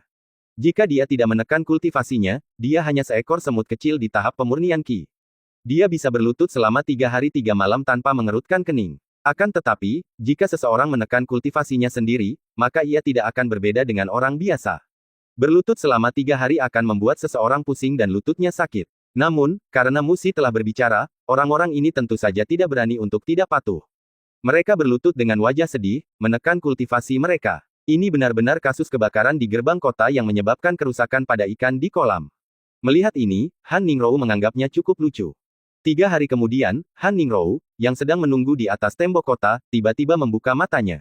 Ini karena dia merasakan sesuatu. Di ujung penglihatan, Anda dapat melihatnya dengan jelas. Lin Fei memperlihatkan raut wajah bangga, seakan-akan dia adalah seorang jenderal yang telah memenangkan pertempuran dan memperluas wilayah kekuasaannya, dia melangkah ke arahnya dengan wajah berseri-seri. Dan di pundaknya, gadis aneh yang memiliki kekuatan luar biasa dan tampak seperti peri itu kini sedang sekarat. Dia digendong di pundak Lin Fei seperti mangsa. Kematian, tentu saja merupakan kata sifat. Meskipun tidak terlalu dibesar-besarkan, Xiao Yu sepenuhnya patuh setelah diberi pelajaran oleh Lin Fei dan tidak pernah berani bersikap sombong lagi. Tentu saja, kemarahan Lin Fei yang terpendam dalam dadanya, terlampiaskan sepenuhnya. Tuan Lin, Anda sudah kembali. Senior Musi menunggu Anda di ruang nomor 1 restoran. Han Ningrou melangkah maju dan menatap Xiao Yu yang tak sadarkan diri dengan sembunyi-sembunyi. Ia menahan keterkejutannya dan berkata, daripada menungguku di gerbang kota, kau membuka restoran dan menungguku. Hehe, ini tidak seperti gaya senior Musi. Lin Fei baru saja hendak bertanya mengapa Han Ningrou adalah satu-satunya yang menunggunya, tetapi ketika dia mendengarnya berkata demikian, dia langsung menyentuh dagunya dan berkata. Seperti kata pepatah, pasti ada yang salah ketika sesuatu tidak berjalan sesuai rencana.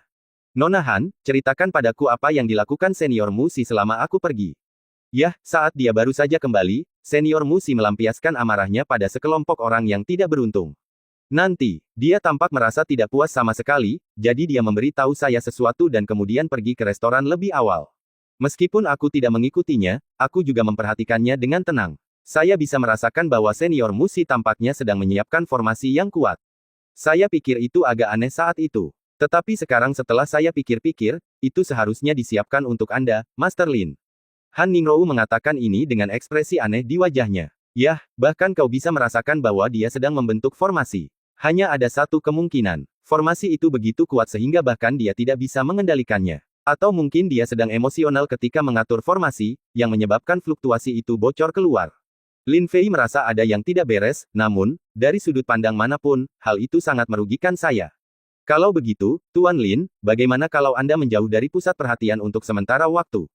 Mengapa kamu tidak pergi ke sana setelah senior Musi tenang? Han Ningrou menyarankan. Cepat atau lambat dia akan menjadi milikku. Bahkan sebelum kita mulai bersama, dia sudah mencoba mengintimidasiku. Dalam situasi ini, aku tidak boleh menunjukkan kelemahanku. Kalau tidak, aku tidak akan punya cara untuk hidup di masa depan. Seperti kata pepatah, Anda tidak bisa mendapatkan anak harimau tanpa mengambil risiko. Apapun jenis pedang dan api yang dia gunakan, aku harus mencobanya. Ini kesempatan bagus untuk menaklukkannya. Semakin banyak Lin Fei Yue berbicara, semakin heroik dia. Akhirnya, dia melemparkan batu giok kecil di bahunya ke Han Ningrou dan berkata, kamu awasi dia dari sini. Aku akan segera kembali. Bab 1639 benar-benar tidak terduga. Sekalipun senior Musi marah, dia tidak akan melakukan apapun pada Tuan Lin, kan? Menatap punggung Lin Fei yang menghilang di sudut jalan kota suci, Han Ningrou tiba-tiba merasakan tragedi dan keagungan saat angin bersiul dan sungai Yi menjadi dingin, dan sang pahlawan tidak akan pernah kembali. Akan lebih baik jika tidak terjadi apa-apa pada Tuan Lin. Han Ningrou berhenti memikirkannya dan berbalik untuk melihat gadis berambut putih di lengannya. Secara kebetulan, pada saat ini, Xiao Yu juga membuka matanya terlihat agak linglung dan kusam. Gadis, kamu baik-baik saja? Han Ningrou bertanya. Tidak apa-apa, Wu, jika aku tahu, aku tidak akan datang. Sakit sekali, tidak manusiawi sekali, aku ingin pulang. Setelah beberapa saat, Xiao Yu sadar kembali dan menangis. Tidak apa-apa, Nona, Tuan Lin adalah pria yang baik. Dia akan bertanggung jawab atas dirimu. Han Ningrou menghiburnya. Wu, aku tahu siapa dia lebih baik daripada dirimu. Mulai sekarang, aku tidak akan punya hari-hari baik untuk hidup. Tanpa diduga, Xiao Yu menangis semakin sedih. Sekarang, Han Ningrou tidak tahu bagaimana menghiburnya. Tetapi saya tidak dapat berhenti memikirkannya. Dalam 3 hari yang singkat ini, siksaan macam apa yang dilakukan Lin Fei kepada gadis berambut putih itu hingga membuatnya begitu takut. Tahukah Anda, kekuatannya sebanding dengan alam Mahayana sejati. Tapi Lin Fei tiba di pintu restoran. Di dalam sana sepi, tidak ada seorang pun yang terlihat. Sepertinya Musi sudah membersihkan tempat itu. Lin Fei tidak ragu-ragu dan melangkah masuk. Senior Musi, aku sudah sampai. Apakah kamu masih menungguku di ruang Tianzi? Tidak ada respon. Lin Fei melepaskan indera spiritualnya dan saat dia mendeteksi ruangan nomor 1, dengusan dingin Musi langsung terdengar. Apakah kamu masih khawatir aku akan menyakitimu? Cepat naik. Baiklah, senior. Lin Fei menaiki tangga selangkah demi selangkah. Kamar nomor 1 berada di lantai paling atas, dan dia bisa melihat pemandangan seluruh kota suci. Lin Fei telah membayangkan dalam benaknya berbagai kemungkinan tak terhitung yang akan ia hadapi selanjutnya. Walau di luar dia tampak tenang, sebenarnya dia panik di dalam. Dia menyentuh cincin luar angkasa yang berisi racun Yin Jiao dan menyimpannya di tangannya untuk memastikan bahwa dia bisa melepaskan racun Yin Jiao kapan saja. Kecepatan Lin Fei menjadi jauh lebih cepat. Tok, tok, tok, senior, aku datang. Sesampainya di pintu ruang nomor 1 yang megah, Lin Fei menarik napas dalam-dalam dan mengetuk pintu. Pintunya tidak terkunci, dorong saja dan masuk. Suara musik keluar dengan nada suam-suam kuku, tanpa emosi dalam suaranya. Ahem, senior, Anda menungguku secara khusus. Apakah Anda ingin membahas masalah jurang di bawah kota suci? Lin Fei mendorong pintu hingga terbuka dan masuk. Kemudian, dia menutup pintu dengan punggung tangannya dan bertanya. Menurutmu apa yang harus kukatakan kepadamu? Musi duduk di tempat tidur besar yang diukir dari kayu cendana berusia 10.000 tahun, menatap lurus ke arah Lin Fei dan berkata. Jelaslah bahwa di dalam mata yang besar dan cerah itu mengalir ekspresi kemarahan dan kecemburuan yang kompleks. Aku tidak punya hubungan dekat denganmu, jadi kurasa kau tidak akan datang kepadaku untuk membicarakan masalah keluarga atau urusan pribadi, kan? Lin Fei merentangkan tangannya dan berkata, tentu saja tidak. Musi mengalihkan pandangannya dan melihat keluar jendela. Tiba-tiba, dia bangkit dari tempat tidur, berdiri di depan Lin Fei dan berkata, jadi kenapa kalau memang begitu? Maukah Anda mengobrol dengan saya dengan sepenuh hati? Boom, boom, boom. Detak jantung Musi luar biasa keras. Karena berada dalam jarak sedekat itu, Lin Fei tentu saja dapat mendengarnya dengan jelas. Ahem, senior, sulit untuk menolak kebaikanmu, jadi aku dengan sendirinya akan menyetujuinya. Lin Fei tanpa sadar mundur 2 langkah, melindungi selangkangannya, dan berkata, berhentilah bersikap tidak mau. Apakah menurutmu aku bersedia membicarakan omong kosong ini denganmu? Siapakah aku? Aku adalah Cicada Sein, salah satu kultivator paling berbakat dari umat manusia di seluruh alam Lingyun. Anda memiliki kesempatan untuk berduaan dengan saya di sebuah ruangan. Ini adalah kehormatan bagi Anda. Apakah Anda mengerti? Musi menggertakkan giginya, dadanya yang penuh naik turun. Tentu saja aku tahu apa yang ingin kau katakan, senior. Aku akan mengatakan yang sebenarnya. Menghadapi tatapan tajam Musi, Lin Fei tanpa sadar tidak berani menoleh ke belakang dan berkata. Tidak banyak yang bisa kukatakan. Aku hanya ingin bertanya, apakah kamu benar-benar menyukaiku? Musi melangkah 2 langkah lebih dekat lagi, dan jarak antara dia dan Lin Fei hanya seukuran jari. Lin Fei dapat dengan jelas mencium aroma yang keluar dari mulut dan hidungnya. Ya, tentu saja, aku sebenarnya orang mesum. Saat aku melihat wanita cantik, aku tidak bisa menahan keinginan untuk memilikinya. Saya tentu punya ide yang sama untuk para senior saya. Lin Fei berkata terus terang. Lalu apa? Tanya Musi. Lalu apa? Lin Fei bingung. Apa yang terjadi setelah kau merasukinya? Musi bergerak mendekat lagi, berdiri berjinjit, dan bibirnya menyentuh bibir Lin Fei. Gatal, mati rasa, dan lembek. Setelah memilikinya, lalu, kali ini giliran Lin Fei yang kebingungan. Lin Fei awalnya mengira Musi akan memukulinya dengan marah, dan kemudian dia akan mengambil kesempatan untuk melepaskan racun Yin Jiao dan menaklukkan Musi. Hubungan antara kedua orang itu akhirnya putus. Namun, situasi saat ini benar-benar di luar dugaan Lin Fei, sedemikian rupa sehingga dia bahkan tidak tahu bagaimana harus melanjutkan. Hanya apa? Musi terus bertanya, memaksa Lin Fei bersandar di pintu tanpa ada jalan mundur. Biarkan saja kau menjadi wanitaku dan tinggallah bersamaku selamanya. Apakah ada masalah? Jantung Lin Fei berdebar kencang. Aku berpikir dalam hati, aku sudah pernah bergaul dengan wanita sebelumnya dan aku tidak takut sekalipun langit runtuh, jadi mengapa aku harus begitu pengecut? Dia segera melangkah maju, memeluk Musi dalam pelukannya, dan berbicara keras dengan tatapan mata yang berapi-api. Tidak masalah. Mulai sekarang, aku wanitamu, tapi, kau tidak boleh membuatku marah lagi dengan sengaja, kau mendengarku. Musi tidak melawan, dan wajahnya memerah seperti buah ceri matang. Maksudmu, masalah Xiao Yu. Lin Fei memahami pikiran Musi, lalu memeluknya dan berjalan pelan menuju tempat tidur kayu. Apa lagi yang bisa terjadi? Musi bertanya balik, lalu menghela napas dan berkata, sebenarnya, itu juga tanggung jawabku.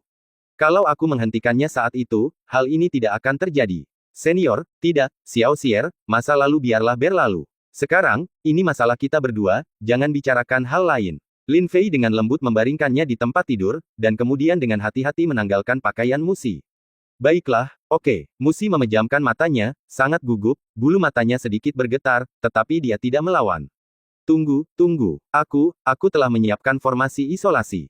Kau tunggu aku mengaktifkan formasi itu, lalu, bab 1640 bukan tidak mungkin. Faktanya, Musi juga tertarik pada Lin Fei. Namun, dia sendiri tidak mau mengakuinya. Namun, selama 3 hari 3 malam ini, dia memikirkan Lin Fei dan Xiao Yu yang begitu mesra satu sama lain. Dia merasa sangat tidak nyaman dan bahkan merasa bahwa setiap hari adalah waktu yang lama. Musi tahu bahwa hatinya benar-benar bingung. Itulah sebabnya hari ini, dia harus menanyakan status Lin Fei dan mengonfirmasi hubungannya. Adapun formasi, itu juga memiliki efek ofensif. Selama situasi hari ini tidak memenuhi harapannya, Lin Fei pasti akan diberi pelajaran olehnya. Tetapi, pada saat ini, tampaknya kinerja Lin Fei telah langsung lulus ujian Musi. Berdengung, tanpa terlihat, formasi itu diaktifkan oleh Musi, dan riak-riak yang tak terlihat oleh mata telanjang menyelimuti seluruh ruang Tianzi. Pada titik ini, apapun yang terjadi di dalam, dunia luar tidak akan mengetahuinya. Hai, Xiao Xier, wangimu harum sekali. Saat dia terus mendapatkan pemahaman yang lebih dalam, Lin Fei mengeluarkan tawa aneh dan cabul. Kamu sungguh tidak sopan, setidaknya panggil aku kakak. Musi mengoreksi dengan suara aneh. Setelah 3 hari penuh, Musi tampaknya telah meminum ramuan abadi mabuk yang kuat. Dia bahkan tidak memiliki kekuatan untuk menggerakkan satu jari pun dan berbaring malas di tempat tidur besar. Yah, aku benar-benar berhasil. Ini benar-benar kejutan yang menyenangkan. Adapun Lin Fei, dia meregangkan tubuhnya dengan malas, merasa segar kembali. Merasakan energi spiritual yang melonjak dalam tubuh, tulang, sendi, daging dan darahnya tampak terlahir kembali dari abu, mengandung kekuatan yang sangat melimpah. Tampaknya dia bisa menghancurkan gunung hanya dengan kekuatan fisiknya. Mungkin jika dua keterampilan mendalam itu digunakan bersama sekarang, mereka seharusnya bisa mengeluarkan kekuatan yang melampaui alam Mahayana, kan? Lin Fei tak dapat menahan diri untuk berpikir seperti itu dalam hatinya. Awalnya, kekuatannya berada di puncak tahap akhir pemurnian roh, tetapi sekarang, dia telah memasuki tahap awal pembantaian dewa. Saya benar-benar ingin menemukan kesempatan pertempuran sesungguhnya untuk memverifikasi tebakan saya. Apa tatapan matamu itu? Baru saja kehangatan ini berakhir, kamu tidak ingin memukulku, kan? Dia berbalik dan melirik Musi. Secara kebetulan, Musi juga menyadarinya. Saat mata mereka bertemu, Musi terdiam. Yah, kultivasiku baru saja naik, dan tanganku agak gatal. Lin Fei meregangkan ototnya dan bersemangat untuk mencoba. Keluar sekarang, atau aku akan membunuhmu. Seekor binatang yang tidak mengenali orang bahkan saat mereka mengenakan pakaian. Musi begitu marah hingga dadanya naik turun, dan dia mengumpat tanpa peduli dengan citranya. Ahem, Xiao Xier, ini adalah ramuan spiritual berusia 3000 tahun. Ambillah untuk menyehatkan tubuhmu. Aku akan keluar dulu dan berkeliling kota suci. Jika kamu punya sesuatu, hubungi aku saja. Lin Fei tersenyum canggung. Dia mengeluarkan 3 ramuan berusia 1000 tahun dari cincin luar angkasa, melemparkannya ke bawah, dan melarikan diri. Dasar binatang kecil, tunggu sampai aku pulih dan lihat bagaimana aku bisa memberimu pelajaran. Suara panik Musi datang dari kamar No. 1. Namun, saat ini, Lin Fei sudah bergegas keluar puluhan mil jauhnya dan menemukan Han Ningrou dan Xiao Yu di restoran lain. Keduanya berjalan-jalan di kota suci. Hei, Master Lin, kamu, bagaimana mungkin kamu tidak memiliki luka sedikit pun di tubuhmu, dan kamu bahkan mencapai terobosan dalam kultivasimu. Han Ningrou tidak dapat menahan keterkejutannya saat melihat Lin Fei. Ini adalah terobosan yang beruntung, tidak perlu disebutkan. Xiao Yu tidak membuat masalah akhir-akhir ini, kan? Lin Fei dengan santai mengungkapkannya dan berkata, Hei, apa maksudmu? Aku kesulitan berjalan selama 2 hari terakhir. Masalah apa yang mungkin bisa kutimbulkan? Xiao Yu berkata dengan garang sambil memperlihatkan dua taring kecilnya yang tajam. Sedangkan kamu pasti sangat senang selama 2 hari terakhir ini dengan menggunakan racun naga terkutuk itu, kan? Percayakah kau saat kukatakan aku tidak menggunakan racun naga kali ini? Lin Fei menyipitkan matanya dan berkata, haha, tanpa racun naga, aku khawatir kau bahkan tidak bisa menyentuh satu jarinya pun. Xiao Yu melengkungkan bibirnya. Lin Fei mengangkat alisnya, memperlihatkan ekspresi tidak senang, lalu menegakkan punggungnya dan berkata, apakah kamu ingin mencoba lagi untuk melihat apakah pedangku tajam? Aku belum mengatakan apa-apa tadi. Xiao Yu sepertinya teringat sesuatu yang mengerikan dan segera menjadi tenang, bersembunyi di belakang Han Ningrou. Tuan Lin, tunggu sampai Anda menemani senior Musi menjelajahi harta karun tersembunyi di bawah kota suci. Apa rencanamu? Han Ningrou tersenyum dan berkata, kembalilah ke istana Piao Miao, lalu pergilah ke kampung halamanku. Aku sudah lama pergi kali ini, jadi sudah waktunya untuk kembali dan mengunjungi istri-istriku yang lain. Lin Fei memikirkannya dan berkata, bisakah aku pergi bersamamu? Han Ningrou ragu-ragu dan bertanya. Tentu saja, itu adalah dunia tanpa kultivator dan pertarungan. Bagi alam Lingyun, itu bisa disebut tanah suci. Saya pikir Anda akan menyukainya di sana, Nona Han. Lin Fei tersenyum. Saya pikir begitu. Tianya Haige sudah tiada, dan ayah saya juga sudah meninggal. Wajah Han Ningrou menunjukkan ekspresi kerinduan dan kesedihan. Secara logika, aku harus menempuh jalan menuju keabadian tanpa rasa khawatir, tetapi aku tidak memiliki keinginan itu lagi. Aku hanya menginginkan seseorang yang dapat menemaniku, menjalani kehidupan yang biasa, dan saling mendukung. Di akhir pidatonya, dia tiba-tiba menatap Lin Fei dengan tatapan lembut. Itu saja yang ingin saya katakan. Lin Fei tentu saja mengerti apa yang dimaksud Han Ningrou. Dia ragu-ragu dan berkata, Nona Han, keinginanmu tidak sulit untuk dipenuhi, dan itu juga yang aku dambakan. Namun, aku masih memiliki beberapa hal yang harus kulakukan sekarang, jadi aku khawatir aku tidak akan dapat menjalani kehidupan yang normal dalam jangka pendek. Saya tidak tahu apakah Anda ingin. Sebelum Lin Fei sempat menyelesaikan perkataannya, Han Ningrou menyela dan berkata, Tuan Lin, saya bersedia. Terima kasih atas pengertianmu, Ningrou. Mulai sekarang, jangan panggil aku Tuan Lin. Panggil saja aku Lin Fei. Lin Fei tersenyum, memegang tangan Han Ningrou, dan berjalan tanpa tujuan di kota suci. Baiklah, Lin Fei. Han Ningrou sedikit tersipu dan mengangguk sedikit tanda setuju. Ini sangat membingungkan. Ini jelas-jelas tempat pembakaran, jadi mengapa mereka semua berbaris dan bergegas untuk melompat ke dalamnya? Di belakang, Xiao Yu terus menggelengkan kepalanya dan berbicara pada dirinya sendiri. Sore harinya, Lin Fei menemani Han Ningrou mengukur seluruh kota suci. Kemudian, saat matahari terbenam, keduanya saling menatap dan duduk di atas tembok kota untuk mengagumi matahari terbenam yang menawan. Ningrou, hari sudah mulai malam. Bagaimana kalau kita cari kamar dan istirahat dulu? Tanpa menunggu matahari terbenam sepenuhnya, Lin Fei hendak bergerak dan bertanya. Secepat ini. Lin Fei, aku belum siap secara mental. Han Ningrou berkata dengan ekspresi malu-malu di wajahnya. Haha, aku sudah siap secara mental. Kamu mau ikut denganku? Tiba-tiba, tanpa suara Musi terdengar dari belakang, dengan sedikit niat membunuh. Ah, senior, kamu di sini. Han Ningrou tidak dapat menahan perasaan bersalah dan segera menjauhkan diri dari Lin Fei. Ya, ada sesuatu yang menarik untuk ditonton. Tak jauh dari situ, mata Xiao Yu yang bosan tiba-tiba berbinar. Lin Fei tidak terlalu panik, katanya tanpa malu-malu.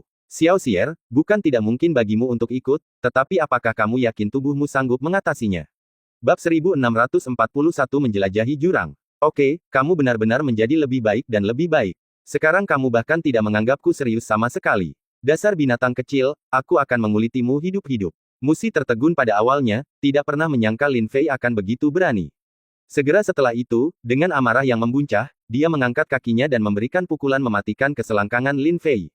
Xiao Xier, jangan marah, aku hanya bercanda denganmu, hentikan sekarang, ayo kita jelajahi harta karun bawah tanah bersama. Lebih penting untuk langsung ke inti permasalahan. Lin Fei menghindar dan berteriak. Aku harus menghajarmu dulu, kata Musi dengan marah. Setelah mengejar Lin Fei, dia menghajarnya. Setengah jam kemudian, Musi kembali ke puncak kota dengan tenang. Lin Fei terlatih-tatih turun dari langit, wajahnya penuh memar. Lin Fei, kamu baik-baik saja. Han Ningrou bergegas maju dan bertanya dengan khawatir. Itu hanya cedera ringan, tidak perlu disebutkan. Lin Fei menyeringai dan berkata dengan anggun. Sayang sekali dia terlihat sangat lucu sekarang. Engah. Han Ningrou tidak dapat menahan senyum diam-diam sambil menutup mulutnya dengan kedua tangan. Hehe, adik, kamu keren sekali. Mulai sekarang, Xiao Yu akan mengikutimu. Xiao Yu menertawakan Lin Fei dengan tidak bermoral, lalu mendatangi Musi dan berkata, tidak masalah, jika dia mengganggumu lagi di masa depan, katakan saja padaku dan aku akan mengurusnya untukmu. Musi melambaikan tangannya dan berkata dengan bangga, Ahem, Xiao Xier, sekarang setelah kita bertengkar dan kemarahanmu mereda, bisakah kita pergi menjelajahi harta karun yang tersembunyi itu? Lin Fei melangkah maju dan bertanya, apakah kamu tidak akan mencari kamar untuk beristirahat? Musi mengangkat alisnya. Aku tidak akan pergi. Yang lebih penting adalah menyelesaikan urusanku, kata Lin Fei sambil tersenyum masam.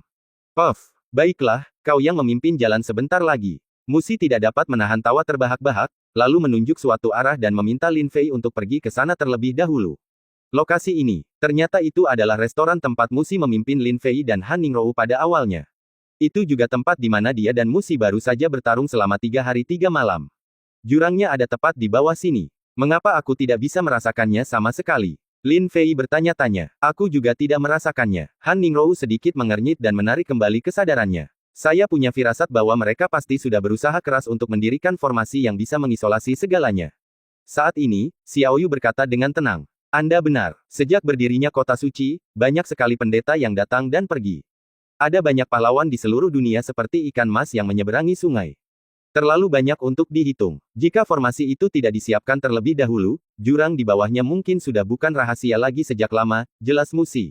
Begitulah adanya. Lin Fei mengerti. Musi berjalan melewati restoran dan tiba di halaman belakang. Tiba-tiba dia menghentakkan kakinya, dan seluruh restoran berguncang dan hampir runtuh. Tanahnya retak. Sebuah tangga yang terbuat dari berlian berusia 10.000 tahun terlihat, berkelok ke bawah dengan jarak yang tidak diketahui. Bagian dalamnya berdebu dan gelap gulita. Belum pernah dibuka selama setidaknya 2000 tahun. Kita hanya dapat mengandalkan kesadaran spiritual untuk melihat kemana tangga yang kita pijak mengarah. Ayo pergi, jurang ada di bawah. Meskipun Musi telah mengatakan sebelumnya bahwa dia ingin Lin Fei menjelajahi jalannya terlebih dahulu. Namun, saat ini, dia tetap menuruni tangga tanpa ragu-ragu. Ningrou, ikuti aku. Xiao Yu, kau di belakang. Lin Fei mengikutinya dari dekat dan membuat pengaturan. Mendengus. Meskipun Xiao Yu tidak puas, dia tidak menentang perintah Lin Fei. Kelompok itu berjalan menuruni tangga selama sekitar 2 jam. 100 meter di depan, sebuah gerbang batu besar tiba-tiba muncul di depan semua orang. Di kedua sisi gerbang batu, ada 2 lampu abadi, menyala perlahan dan memancarkan lingkaran cahaya redup. Sebelum mereka menyentuh pintu batu, riak-riak keemasan ringan mulai menyebar, mencoba mendorong semua orang keluar.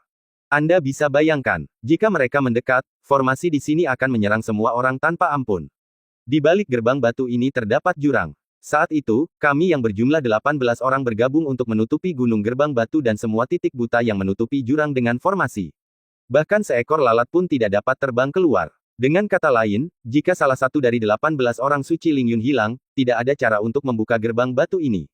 Tetapi sekarang keadaannya sudah berbeda. Seharusnya sangat mudah bagiku untuk menyendiri. Jangan mendekatiku untuk saat ini. Biarkan aku menguji kedalamannya terlebih dahulu. Setelah Musi selesai berbicara, dia berjalan maju sendirian. Riak-riak emas muda yang awalnya terbentuk dari formasi itu, pada saat ini, merasakan ada seseorang yang mendekat dengan paksa, dan tiba-tiba berubah menyilaukan, bagaikan cahaya keemasan yang terkondensasi, bagaikan pisau, yang menebas satu demi satu ke arah Musi.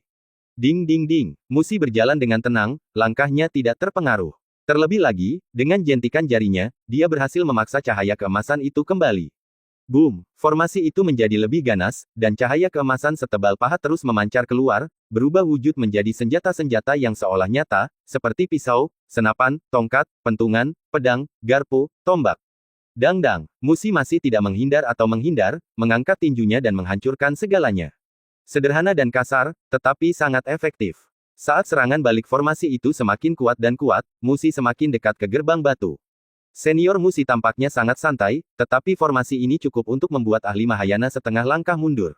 Belakang, merasakan fluktuasi aura yang mengerikan, Han Ningrou tidak bisa menahan diri untuk tidak terkejut.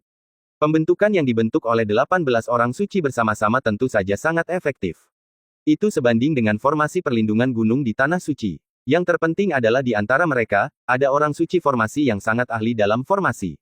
Kalau tidak, dampaknya tidak akan sekuat itu. Lin Fei tidak dapat menahan diri untuk tidak mendecakkan bibirnya dan berkata. Di belakang, Xiao Yu tampak bersemangat untuk mencoba, seolah ingin menarik Musi ke belakang agar dia bisa mematahkan formasi. Hancurkan untukku. Akhirnya, Musi tiba di depan gerbang batu, kurang dari 1 meter jauhnya. Pukulan yang kuat, dengan kekuatan 18 kali lipat kekuatan alam Mahayana. Ledakan. Tidak peduli seberapa kuat formasi atau seberapa kokoh pintu batu, mereka tidak dapat menahan serangan ini dan langsung dihancurkan oleh satu pukulan. Gemuruh, jurang yang dalam dan besar muncul. Jurang itu tidak lebar, tetapi sangat dalam dan gelap, menggemakan suara pukulan yang mengejutkan tadi. Ini memberi orang perasaan bahwa beberapa monster besar akan muncul dari jurang kapan saja. Selesai, kamu bisa datang sekarang. Musi bertepuk tangan dan berkata, Xiao Yu, turunlah dan jelajahi jalannya dulu. Ketika Lin Fei dan teman-temannya semakin dekat, mereka melihat ke jurang tak berujung dan berkata kepada Xiao Yu yang berdiri di samping mereka. Hah? Kenapa aku? Xiao Yu mundur 2 langkah. Tidak ada alasan, itu karena kamu yang terbaik di antara kami. Lin Fei berkata dengan serius. Hehe, ini benar. Kalau begitu, kalian semua ikuti dengan saksama. Jika ada bahaya, aku akan melindungi kalian. Xiao Yu menunjukkan kegembiraan di wajahnya, lalu melompat ke jurang tanpa ragu-ragu. Bab 1642 Xiao Yu tiba-tiba menghilang. Gadis kecil ini, terlalu mudah dibodohi. Apakah ada yang salah dengan otaknya? Melihat ini, Musi bergumam pelan. Ahem, mungkin karena dia pernah terjepit pintu sebelumnya. Jangan bahas itu lagi, ayo cepat turun. Lin Fei berkata sambil tersenyum. Seketika mereka bertiga melompat ke jurang bersama-sama. Keheningan. Selain suara angin yang bertiup kencang, tidak ada suara apapun. Semuanya gelap gulita. Seseorang hanya bisa mengandalkan indera spiritual untuk mendeteksi lingkungan di bawah jurang. Jurang ini tidak seperti tebing jiwa yang patah, yang panjang dan sempit seolah terbelah oleh pedang tajam. Sebaliknya, jurang ini tampak seperti lingkaran tak beraturan, seolah-olah telah ditinju oleh roh raksasa dalam legenda kuno dengan sekuat tenaga. Pada saat yang sama, saat ia masuk lebih dalam, Lin Fei jelas bisa merasakan bahwa jangkauan kesadaran spiritualnya terus-menerus dikompresi. Dari ratusan mil pada awalnya, jaraknya hanya sekitar 50 mil kemudian. Dapat dibayangkan jika Anda mencapai dasar jurang, pengaruh kesadaran spiritual kemungkinan hanya beberapa meter di depan Anda. Xiao Xier, sejauh mana kemampuan indera spiritualmu saat ini? Lin Fei bertanya. Sekitar 100 mil, kata Musi. Ningrou, bagaimana denganmu? Lin Fei bertanya lagi. Aku tidak sebaik senior Musi. Jangkauan pemindaian indera spiritualku hanya sejauh 20 mil, jawab Han Ningrou. Jangkauan ini sedikit lebih kecil dari Lin Fei. Namun hal ini wajar saja, karena kesadaran spiritual Lin Fei sudah sangat terlatih di jalan percobaan kuno alam rahasia Suantian. Meskipun tidak sebaik Musi yang berada pada tahap Mahayana. Tapi, dia jelas jauh lebih kuat dari Han Ningrou. Inilah yang aneh tentang tempat ini. Jika aku tidak membuat terobosan dalam kultivasiku, kesadaran spiritualku tidak akan mampu mencapai sejauh ini. Namun, kami telah menjelajahi tempat ini berkali-kali sebelumnya, jadi seharusnya tidak ada bahaya di sini. Jika ada bahaya, kemungkinan terbesarnya ada di aula itu. Kata Musi, apapun yang terjadi, sebaiknya kita berhati-hati. Karena berhati-hati, Lin Fei mempersembahkan kertas emas, yang efeknya cukup bagus, menerangi area dalam jarak puluhan meter di dekatnya. Tetapi, segera, Lin Fei menemukan masalah yang agak serius, yaitu Xiao Yu turun terlalu cepat, dan sosoknya menghilang dari persepsi spiritualnya di beberapa titik. Xiao Xier, bisakah kamu merasakan lokasi Xiao Yu? Lin Fei mengira itu karena jangkauan kesadaran spiritualnya telah menyusut dan dia tidak dapat mendeteksinya. Dia cuma, hei, aneh sekali. Dia jelas-jelas ada di sana tadi. Kok bisa dia tiba-tiba menghilang? Ekspresi tenang Musi memperlihatkan sedikit kesungguhan. Apakah benar-benar hilang? Kultivasi Xiao Yu tidak rendah. Jika terjadi sesuatu yang tidak terduga, pasti akan ada suara yang keluar. Mungkin dia sedang terburu-buru untuk mendarat di dasar jurang, jadi dia mempercepat langkahnya dan terus maju. Lin Fei berkata demikian, tetapi ekspresinya tidak terlalu santai. Pegang erat-erat, aku akan membawamu untuk menyusul dan mencarinya. Musi mengulurkan tangannya dan memegang Lin Fei dan Han Ningrou. Seekor jangkrik emas muncul di belakangnya dan mengepakkan sayapnya. Kecepatannya tiba-tiba meningkat, bagaikan kilat. Mungkinkah ada makhluk kuat di sini yang menangkap Xiao Yu secara diam-diam? Akhirnya, Lin Fei tidak dapat menahan diri untuk berpikir seperti ini. Tetapi meski begitu, setelah turun selama setengah jam, jejak Xiao Yu masih belum ditemukan. Saat ini, indera spiritual Lin Fei dan Han Ningrou hanya dapat menempuh jarak masing-masing sekitar 5 mil dan 1 mil. Meskipun Musi relatif lebih baik, area jangkauannya masih sekitar 10 mil. Jika memang begitu, maka pihak lain itu terlalu kuat, begitu kuatnya hingga dia dapat menghalangi indera spiritualku. Ekspresi Musi berubah serius. Teruslah maju. Mungkin saat kau mencapai dasar, kau akan tahu jawabannya. Lin Fei menghela nafas berat dan berkata, Xiao Yu tidak dapat ditemukan saat ini, dan tidak mungkin untuk menentukan apa yang terjadi berdasarkan spekulasi. Tidak ada pilihan selain bagi Lin Fei dan yang lainnya untuk terus turun. Lagi pula, tempat ini tidak seperti tebing jiwa yang patah, yang tak terduga dan hampir menembus seluruh alam Lingyun. 1 jam lagi berlalu. Di depan, orang sudah dapat melihat cahaya terang dan istana besar di kejauhan. Dasar jurang itu berjarak sekitar 10 mil. Lin Fei, senior Musi, aku sudah mencapai batasku. Tubuhku hampir hancur, dan jiwaku terasa sakit seperti tertusuk jarum. Pada saat ini, Han Ningrou berkata dengan ekspresi kesakitan yang tak tertahankan di wajahnya. Suaranya bergetar. Faktanya, 1/4 jam yang lalu, Han Ningrou tidak tahan lagi, tetapi dia tidak ingin menahan Lin Fei, jadi dia mengertakkan gigi dan bertahan. Pada saat ini, telah mencapai batasnya. Kalau begitu, Ningrou, ambil peta 100 bintang. Kalau ada bahaya, gunakan saja untuk pergi dulu. Lin Fei menyerahkan peta 100 bintang. Lin Fei, aku tidak ingin melakukannya lagi. Tidak apa-apa bagiku untuk menunggumu dan senior Musi di sini. Han Ningrou memiliki ekspresi yang rumit dan menolak. Dia khawatir situasi yang sama seperti di Tianya Haige akan terjadi lagi. Jika keberadaan di jurang yang menyebabkan Xiao Yu menghilang menyerangnya, dia tetap tidak akan bisa menyimpan peta 100 bintang. Jangan terlalu dipikirkan. Mungkin itu hanya alarm palsu. Terima saja. Patuhlah, kami akan segera kembali. Lin Fei melihat apa yang dipikirkannya, mendekat, dan memberinya ciuman lembut. Sementara Han Ningrou masih belum bereaksi, dia memasukkan peta 100 bintang ke dalam pelukannya, dan kemudian terus turun bersama Musi. Wah, kamu bisa bertahan. Sebagai jawaban, Musi tetap tenang, menatap Lin Fei, lalu bertanya. Saya baik-baik saja, silakan lanjutkan, senior. Kesadaran dan tubuh fisik Lin Fei lebih kuat daripada kultivator biasa seperti Han Ningrou. Selain itu, untuk berjaga-jaga, dia menggunakan teknik rahasia untuk meningkatkan kultivasinya, sehingga dia tidak merasa terlalu tidak nyaman. Jarak yang telah kau tempuh telah jauh melampaui jarak yang ditempuh kakak seniormu, Sang Suci Pengobatan. Musi mengucapkan hal ini dengan nada setuju, lalu bersemangat dan dengan sigap menanggapi situasi apapun yang mungkin muncul kapan saja di bawah sana. Jarak terakhir, meski tampak sangat dekat, karena beberapa perlawanan kuat, Lin Fei dan Musi masih membutuhkan waktu setengah jam penuh untuk turun. Baru pada saat itulah mereka hampir mencapai puncak aula. Hei, bukankah itu Xiao Yu? Kenapa dia terperangkap dalam kristal es? Pada saat ini, Lin Fei sudah bisa melihat dengan jelas situasi di bawah dengan mata telanjangnya. Saya melihat di puncak aula megah itu, ada kristal bening, panjangnya sekitar 2 meter dan lebarnya lebih dari 1 meter. Kristal itu memancarkan cahaya lembut yang tidak menyilaukan. Dan tepat di tengah-tengah kristal es itu, sosok Xiao Yu terbaring damai di dalamnya dengan mata terpejam. Tampaknya ia tertidur lelap. Ternyata ini bukan senjata ajaib, melainkan kristal es. Tapi aku tidak tahu bagaimana dia bisa masuk ke kristal es. Musi juga bingung. Bab 1643, Istana 10.000 Binatang. Biarkan aku melihat apakah aku bisa memecahkan kristal itu dan membangunkan Xiao Yu. Lin Fei, di bawah tekanan luar biasa, perlahan melangkah maju. Kemudian, dia menggunakan jurus pedang yang mengguncang surga, meskipun, di jurang, jurus pedang ini digunakan. Daya berkurang hampir setengahnya. Namun sebenarnya, kekuatannya tidak boleh diremehkan. Berdengung. Namun, yang tidak diduga Lin Fei adalah bahwa cahaya pedang yang kuat itu belum mendekati kristal es. Cahaya itu menghilang tanpa terlihat, tanpa menimbulkan gelombang sama sekali. Aneh sekali. Lin Fei tidak mempercayainya dan menyerang dengan seluruh kekuatannya lagi. Gunakan semua gerakan kuat yang telah Anda kuasai sekaligus. Tiba-tiba, di dalam jurang, terdengar auman harimau dan naga, kilatan pedang dan bayangan, serta kekuatan spiritual dahsyat yang mengamuk. Sayang sekali, serangan ini masih tidak berhasil, karena mereka hancur oleh cahaya lembut kristal es, seperti salju yang terkena sinar matahari. Dalam lingkungan khusus ini, meskipun aku menggunakan 2 jenis keterampilan mendalam, aku masih belum bisa mengerahkan seluruh kekuatanku. Lin Fei tidak yakin apakah dia telah mengerahkan kekuatan alam Mahayana. Aku hanya bisa berkata pada Musi, Xiao Xier, kemarilah dan cobalah. Itulah yang saya maksud. Musi melayangkan pukulan dengan cepat dan tegas, bergemuruh, kekosongan berguncang seakan-akan cermin pecah. Tetapi, retakan yang menyebar dan kekuatan tinju yang dahsyat mendekati kristal es dalam jarak puluhan meter.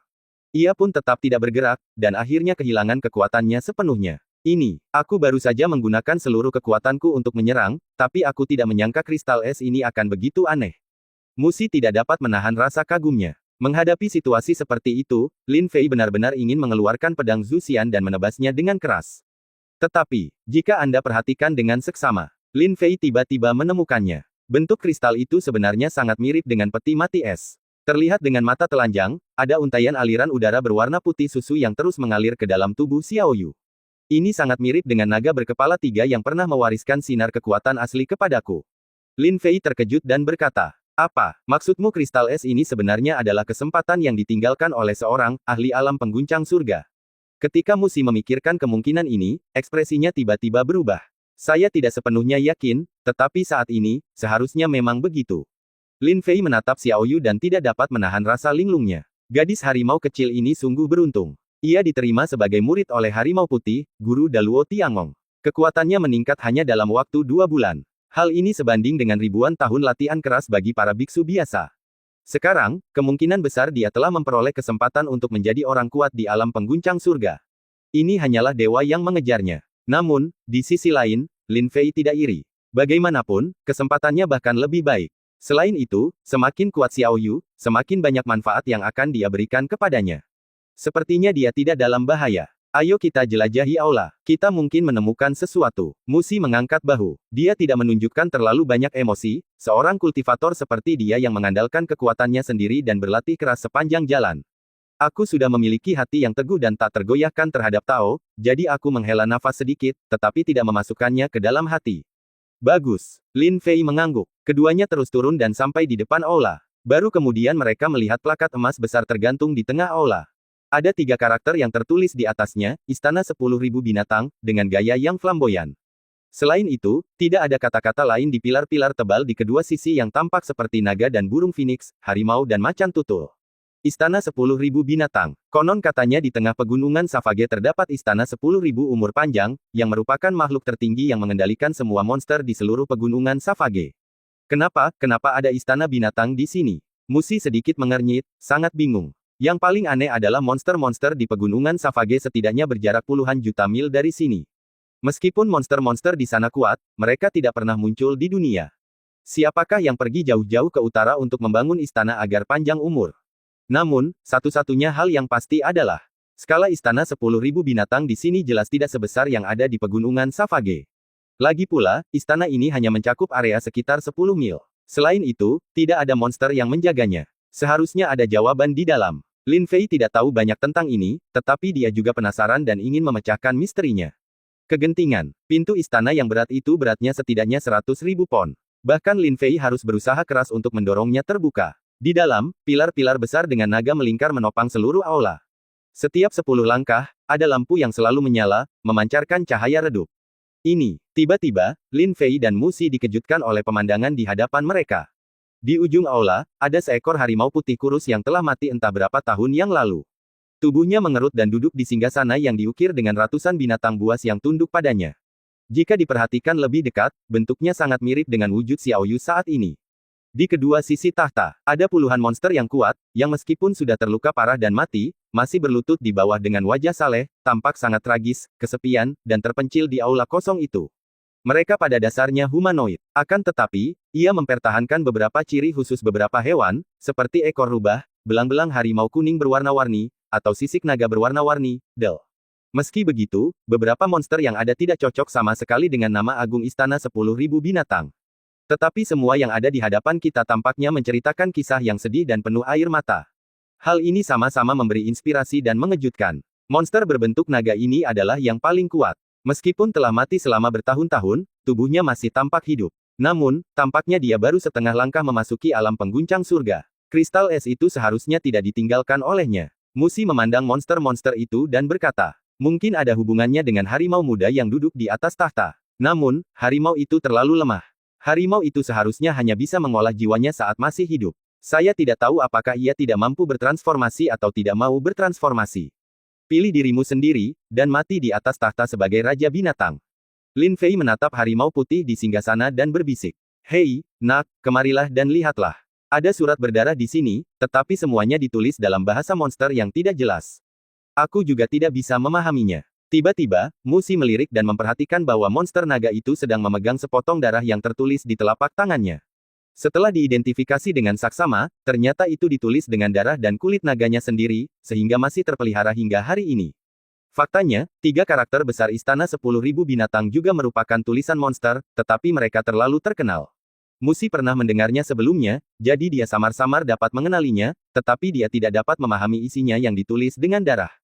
Aku tidak tahu apa artinya. Seharusnya hanya Xiao Yu yang tahu apa yang tertulis di situ. Lin Fei memperhatikannya dengan saksama beberapa saat, tetapi tetap tidak dapat mengenalinya. Akan tetapi, intuisinya mengatakan bahwa konten di dalamnya pasti terkait erat dengan pegunungan Savage. Bab 1644 Xiao Yu bangun. Selanjutnya, Lin Fei dan Mu Xi mencari kemana-mana di Istana 10.000 Binatang dan akhirnya menemukan bahwa meskipun tempat ini tampak cukup besar dari luar, namun, pada kenyataannya, interiornya seperti istana yang dibangun tergesa-gesa. Kecuali aula utama, aula samping lainnya semuanya kosong. Belum lagi harta karun langka, bahkan tidak ada beberapa instrumen sihir yang layak. Kemudian, setelah berputar-putar, keduanya kembali ke aula utama Istana 10.000 Binatang. Sebenarnya, mayat-mayat monster besar ini juga bisa dianggap sebagai bahan yang sangat bagus untuk memurnikan alat-alat sihir. Bagaimana kalau kita masukkan semuanya ke dalam cincin luar angkasa dan memindahkannya? Lin Fei memandangi mayat lebih dari selusin monster besar, menyentuh dagunya dan berkata, peralatan sihir yang bermutu tinggi umumnya terbuat dari harta karun alam yang diciptakan oleh langit dan bumi, namun ada pula yang dimurnikan menggunakan tubuh daging para iblis besar. Tidak seperti manusia, daging dan tulang monster sangat kuat dan merupakan bahan yang sangat bagus untuk menyempurnakan senjata. Kita tidak kekurangan hal-hal ini, apakah ini perlu? Mu Xi memutar matanya dan berkata, benar sekali, yang penting saya merasa sudah berusaha keras datang ke sini, tapi pada akhirnya tidak ada manfaatnya. Saya merasa sedikit tidak nyaman. Lin Fei mengalihkan pandangannya ke singgasana yang diukir dengan ratusan binatang di tengah aula dan berkata, aku berpikir dalam hati, mungkin benda ini juga merupakan harta yang berharga. Aku telah menunggu selama ribuan tahun, tetapi aku tidak memperoleh apapun, bukan? Selama perjalanan kultivasi yang panjang, tidak setiap eksplorasi akan menghasilkan peluang keberhasilan. Hendaklah engkau tetap berpikiran normal, sekalipun tidak ada manfaat dan warisan, hal itu tidak akan mempengaruhi mentalmu. Lagi pula, tidakkah kau pikir tempat ini benar-benar seperti makam bawah tanah? Orang-orang ini terluka parah dan meninggal secara tragis di sini. Akan terlalu kasar untuk menyentuh barang-barang mereka. Mu Xi berkata dengan tenang. Itu masuk akal. Biarkan mereka beristirahat selamanya di bawah tanah ini. Setelah mendengar ini, Lin Fei akhirnya tidak melakukan apa-apa. Dia berbalik dan meninggalkan aula bersama Mu Xi. Ketika saya mendekati kristal es dan mengamati perubahannya, saya melihat bahwa kristal es, yang awalnya panjangnya 2 meter dan lebarnya lebih dari 1 meter, jelas sudah mulai menyusut. Cahaya lembut yang dipancarkan berangsur-angsur memudar. Hal ini membuat mereka berdua bisa lebih dekat dan melihat situasi Xiao Yu di dalam kristal es dengan lebih jelas. Untaian kekuatan asli berwarna putih susu.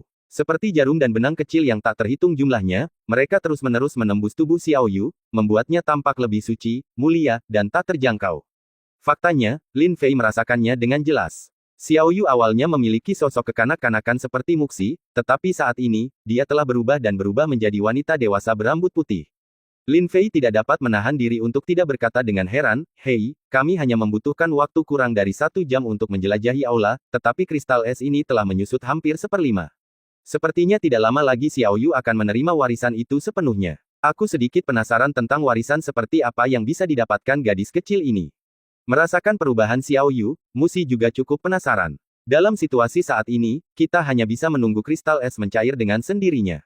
Diperkirakan baru saat itulah Xiao Yu akan bangun dan mengetahui segala sesuatu tentang tempat ini dan isi surat darah itu.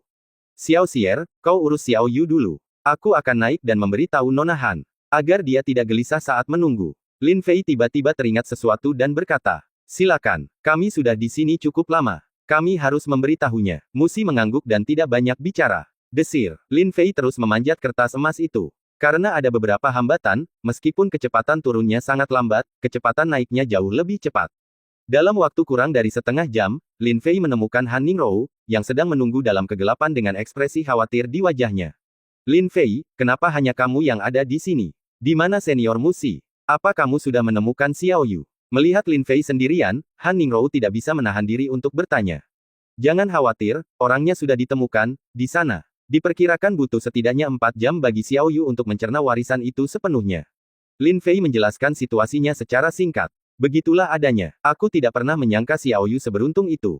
Han Ningrou akhirnya melepaskan kekhawatirannya. Itu benar. Lin Fei tidak berkomentar. Di bawah cahaya kertas emas, wajah Han Ningrou tampak lebih cantik dalam cahaya redup. Dia segera mendekat dan berkata, Ningrou, masih ada waktu. Selain itu, tempat ini dapat menekan kesadaran spiritual. Bagaimana kalau kita lanjutkan apa yang belum kita capai sebelumnya? Apa itu? Merasa nada bicara Lin Fei tiba-tiba menjadi sedikit tidak senonoh, hati Han Ningrou bergetar, dan dia berkata. Itu hanya dapat dipahami namun tidak dapat diungkapkan dengan kata-kata. Lin Fei mendekat dan memeluk Han Ningrou. Apakah ini, baik-baik saja di sini? Mata indah Han Ning melebar, dia sangat gugup dan gelisah. Jika tempat ini tidak berfungsi, di mana lagi tempat ini bisa berfungsi? Tempat ini dapat menghalangi persepsi kesadaran spiritual, dan selain itu, orang biasa tidak dapat datang ke sana. Lin Fei berkata dengan penuh minat. Baiklah, tidak apa-apa, Lin Fei, jangan biarkan senior Musi tahu, kalau tidak, dia pasti akan memberimu pelajaran. Han Ningrou menundukkan kepalanya, setuju dengan suara seperti nyamuk, dan memperingatkan. Haha, Musi hanyalah orang biasa, tidak layak disebut. Lin Fei tersenyum bangga, dulu aku pernah dipukuli, tapi aku hanya tidak mau repot-repot dengannya. Nanti, aku akan beritahu dia akibat tidak menghormati suaminya. Engah, Han Ningrou tidak bisa menahan tawa. Kemudian, saat Lin Fei bergerak, dia tidak bisa menahan diri untuk berseru lagi. Di bawah, Musi memang tidak menyadari apapun, karena pada jarak ini, indera spiritualnya tertekan dan dia tidak dapat memindai. Selain itu, perhatiannya saat ini. Mereka semua tertarik oleh batu giok kecil di kristal es dan sama sekali tidak peduli tentang apa yang akan dilakukan Lin Fei ketika dia naik. Seiring berjalannya waktu, tanpa disadari, kristal-kristal es itu telah berubah menjadi lapisan tipis, seperti kerudung, yang menutupi tubuh Xiaoyu. Musi dapat melihat dengan jelas bahwa bulu mata Xiaoyu bergetar, dan dia tampak akan terbangun kapan saja. Perlu disebutkan, pada saat ini, penampilan Xiaoyu telah mengalami perubahan drastis, sepenuhnya berubah menjadi tubuh yang sangat panas yang dapat memikat semua orang dan membuat segalanya terpesona. Dia tinggi, dengan pinggang ramping, pantat montok dan kaki yang indah. Wajah itu pun halus dan rapuh, tanpa sedikit pun cacat. Ya ampun, bisakah warisan ini memungkinkan orang untuk berkembang lagi? Musi memandang dirinya sendiri dan merasa sangat bangga. Tidak ada cacat yang terlihat. Namun, dibandingkan dengan Xiaoyu saat ini, dia terlihat sedikit tidak dewasa. Klik, tepat pada saat ini, sebuah suara halus terdengar, dan Xiaoyu perlahan membuka matanya dan terbangun. Bab 1645 Kebenaran. Gadis kecil, gadis besar, kau sudah bangun, bagaimana perasaanmu? Merasa gelar itu tidak lagi tepat, Musi mengubah cara dia menyapa dan bertanya. Saya merasa hangat di dalam tubuh saya, seolah-olah ada sesuatu yang terus-menerus memberi nutrisi pada daging, darah, dan meridian saya. Setelah Xiaoyu bangun, dia perlahan meregangkan tubuhnya. Akan tetapi, ekspresi wajahnya tidak lagi segembira dan semenyenangkan sebelumnya, melainkan tampak agak berat. Apakah kekuatannya tidak berubah? Musi bertanya sambil mengerutkan kening. Tidak, mungkin setelah aku menjalani pelatihan yang cukup, kekuatan ini akan menyatu sepenuhnya denganku. Sekarang, itu hanya disimpan sementara di tubuhku dengan cara tertentu. Tapi kekuatan ini aneh sekali. Kekuatan ini membawa perasaan berat dan tampaknya memengaruhi suasana hatiku. Aku tidak bisa bahagia sama sekali. Xiaoyu menghela nafas, melihat sekeliling, dan bertanya, di mana Lin Fei dan Nona Han? Itu ada di atas sana. Kurasa itu akan segera turun. Musi tidak tahu alasan pastinya, jadi dia bertanya, bagaimana kamu bisa masuk ke kristal es tanpa alasan? Aku tidak begitu ingat dengan jelas, tapi samar-samar aku merasa ada suara sedih yang memanggilku. Jadi, aku mengikuti suara itu dan datang ke sini dalam keadaan linglung. Lalu, aku tertidur lelap tanpa menyadarinya. Ketika aku bangun, semuanya menjadi seperti ini, kata Xiaoyu, dan dia tidak tahu apa-apa tentang apapun. Yah, ada istana di sana, mungkin kau harus pergi dan melihatnya, kata Musi.